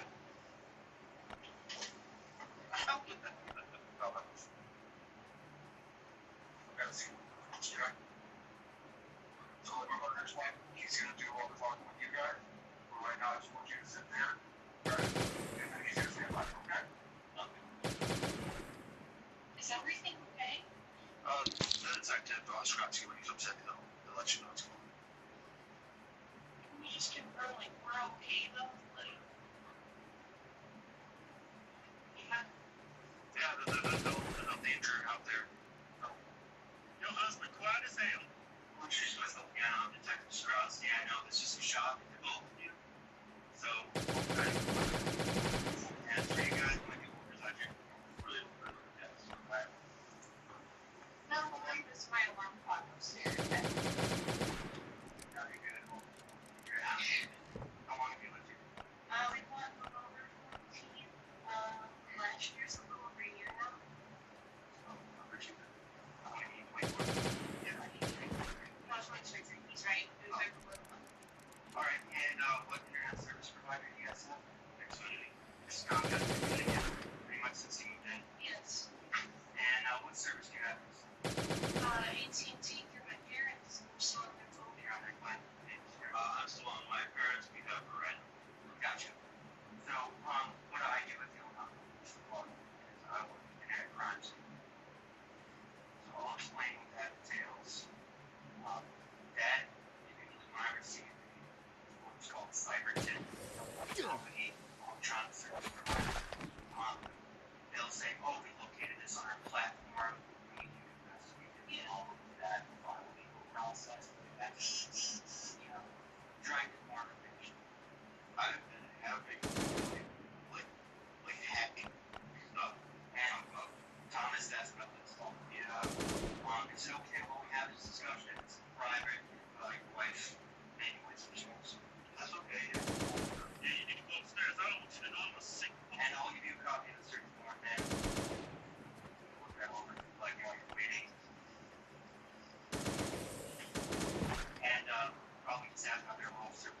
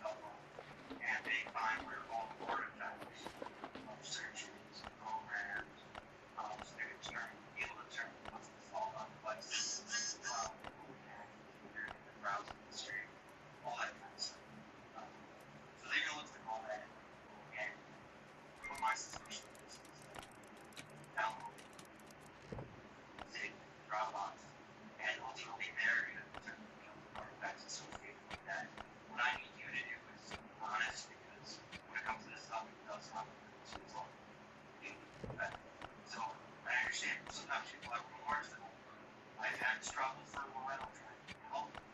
I just need to know what's going on. And I'll try to keep this as little as possible. If I need to. Okay, but I just need to how long, put up in the mind. So, reminder, yeah.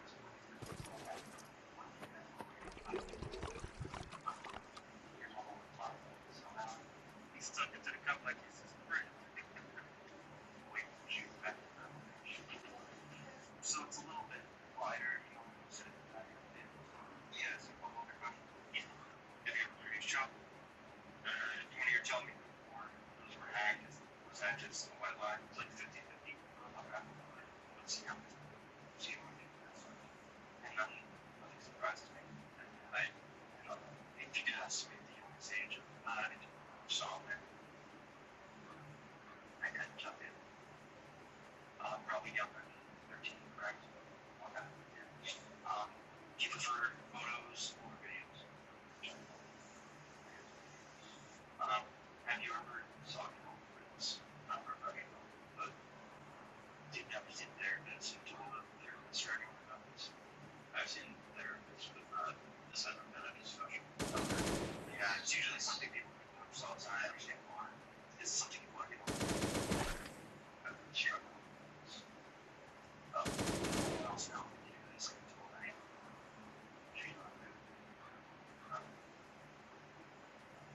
She didn't make this record. When you view that kind of stuff, when do you view like midnight when you're much sleep? It's the thing. Okay, that and we got a social worker now. He's the part of the resources, so trying to help me, okay? They got a nice tracking device that goes through your ankle land. And she doesn't. And then why you say that? She's an ass.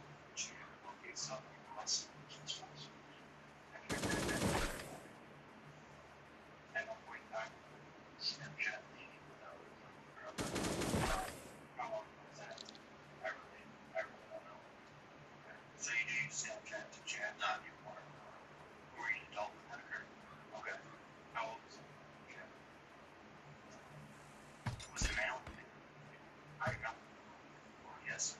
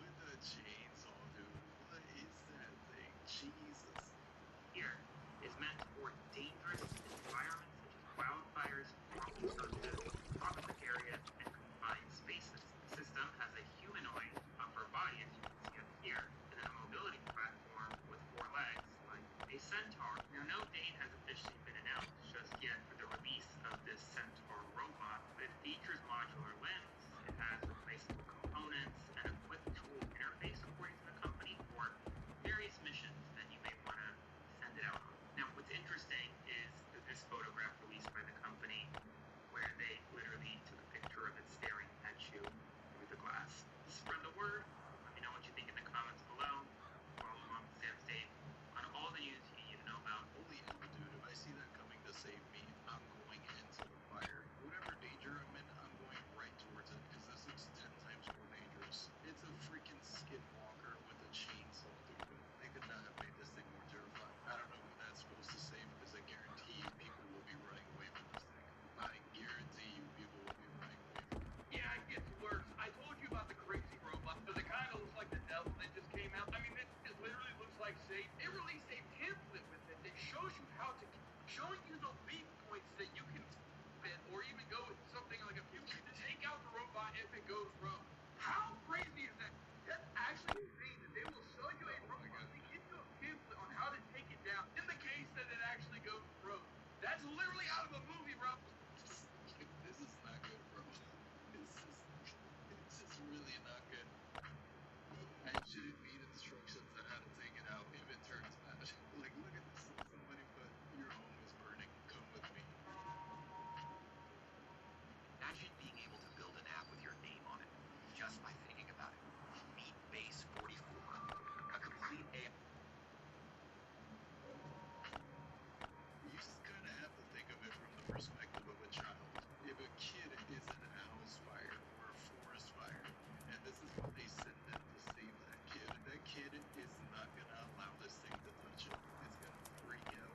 It's going to run away. That kid is going to think he already moved it, and that loose organ, someone came to take him to hell. This is just not it. It's just not. I inherited it from my mom. She was given this in 1931 by a friend of the family's, and prior to that it had been in a window display at Macy's in downtown San Francisco. And, you know, it's an automaton. Okay. And it was made by French firm Lambert. Lambert was one of the great makers of French automatons, starting in the late 19th century and well into the early part of the 20th century. This is a classic. The thing still occurs. When it operates, he bangs the cone with his wand 2 or 3 times, lifts it, and various things appear. All this is accompanied by a music box. These were made not as toys. These were made for the well-to-do to decorate their homes and to intrigue children, but they were not to touch. They were fairly expensive in their day. After winding it, we pull this and let's see the action. Oh, it's tiny. I don't know why I thought it was huge.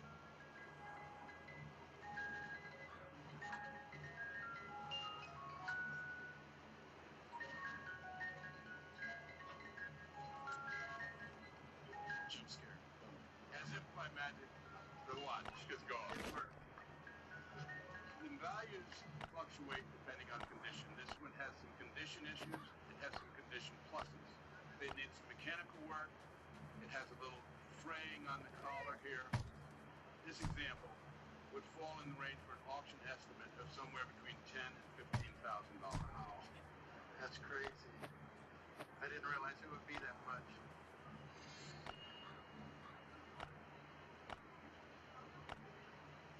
I thought he was going to say million. What if I got a feeling he's getting ripped off? They're going to turn around and sell that thing for like 1.5 million. But to be fair, I'd take 15K over having a demonic clown in my house. Because you know that thing's cursed. There's no way it's not. That clown has seen things. But you won't have to read them until we see it. And after that, you're going to get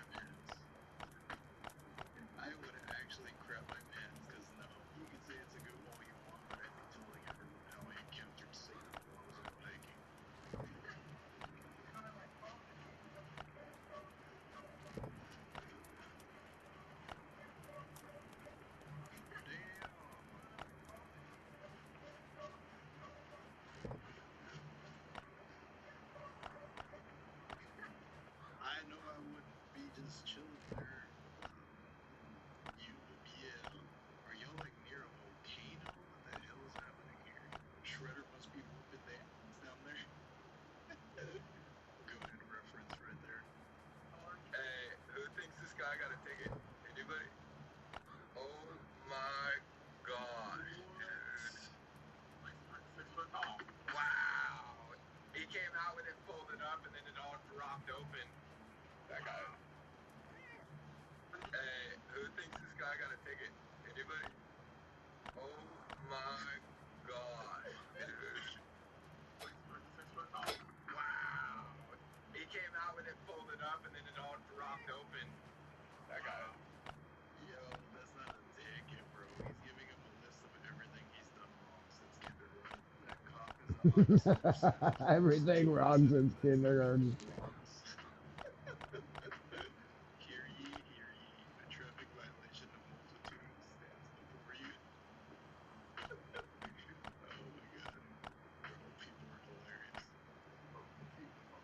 god. Bro, people are hilarious. Look at him enjoying it. He's enjoying it. Going all right. He's enjoying it. Having the time of his life, I see. That's a fly that knows he's only got one week to live, and living is what he's doing. A warning to Ford owners. And why do I say that? Because a guy that was driving his brand new Ford Bronco going about 60 miles an hour on a highway, when all of a sudden the vehicle shut off in the middle of the road. Have a look at this and listen to it for yourself. Because I didn't make my payment on my Ford Bronco, Ford shut down my car because the payment is late. Hey, that's rough. That's like a scam, right? So my brand new Bronco with 3,000 miles on it is broken in the middle. I don't think Ford realizes how rough it is out here. What about that? I mean, I could be, I'm in like 60-mile-an-hour traffic here. My truck, broken. I could be.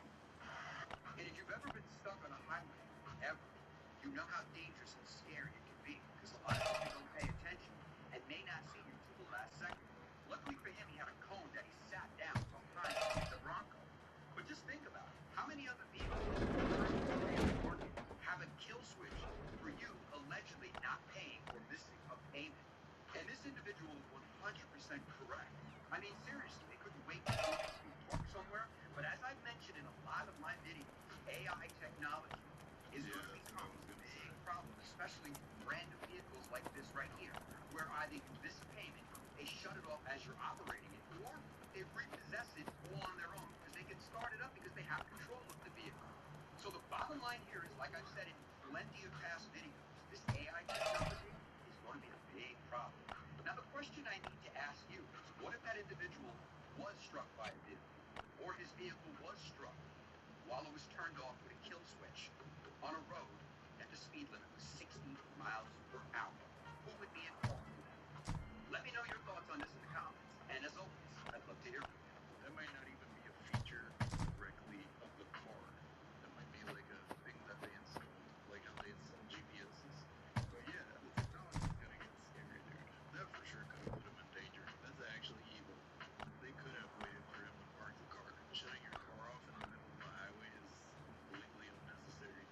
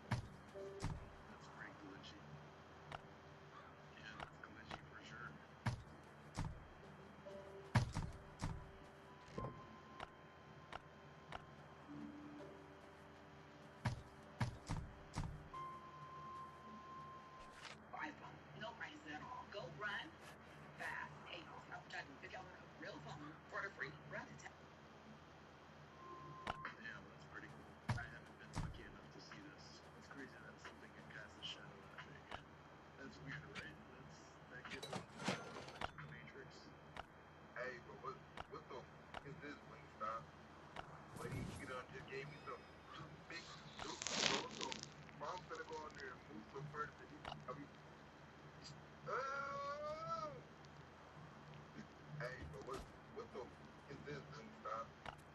Like, just gave me some two big dookies, bro. So mom's gonna go in there and move some furniture. Look at those students. That is chicken. That is not chicken. Never said she was hitting on her. He said they gave him dookies. He better not eat those. I swear to God, they gave bro 2 elbows. Those aren't even chicken elbows. Those came off a jet. That man said he was kidnapped by dolphins had to be telling the truth. The man that said he was kidnapped by dolphins, taken underwater, and forced to build an underwater city had to be telling the truth. How is the dolphin smart enough to pick up a fish, throw it at a man out of water, and start laughing? Look at this. A man was walking by someplace where a dolphin was at. A dolphin picked up a fish, threw the fish at the man, and laughed. Look. You hear him laughing? The dolphin is laughing. That's the dolphin? The dolphin threw the fish at me and then started laughing. Everybody thinks sharks are the monsters.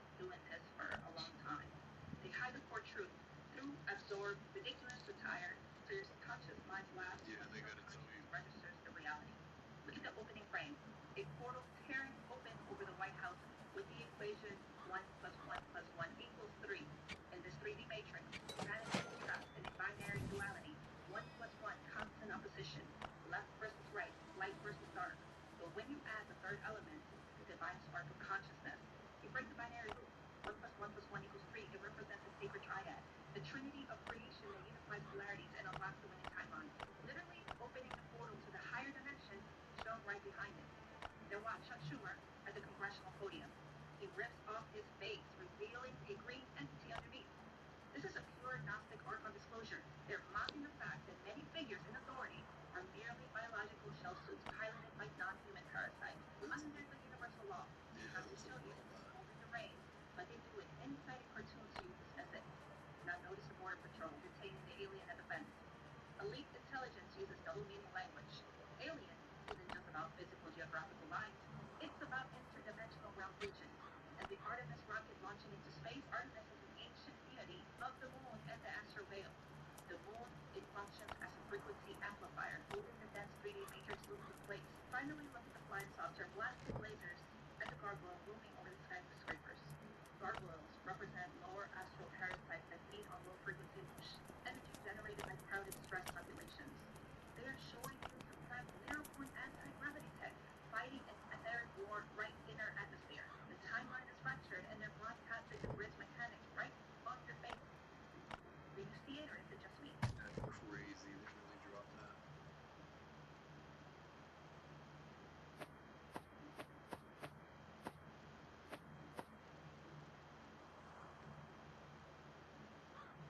Point anti-gravity tech fighting an etheric war right in our atmosphere. The timeline is fractured and they're broadcasting the grid's mechanics right on your face.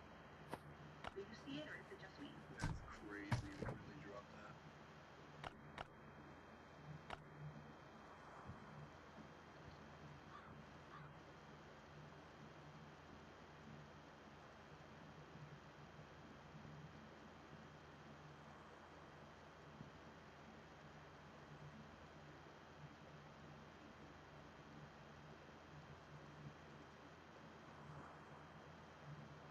What the fuck?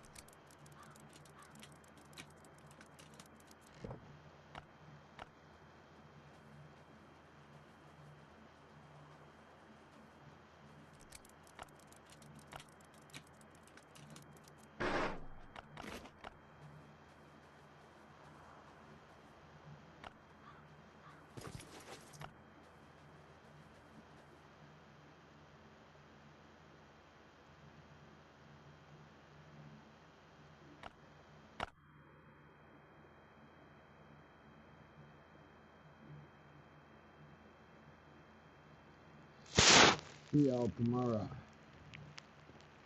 We got 5 hours 15. Peace out.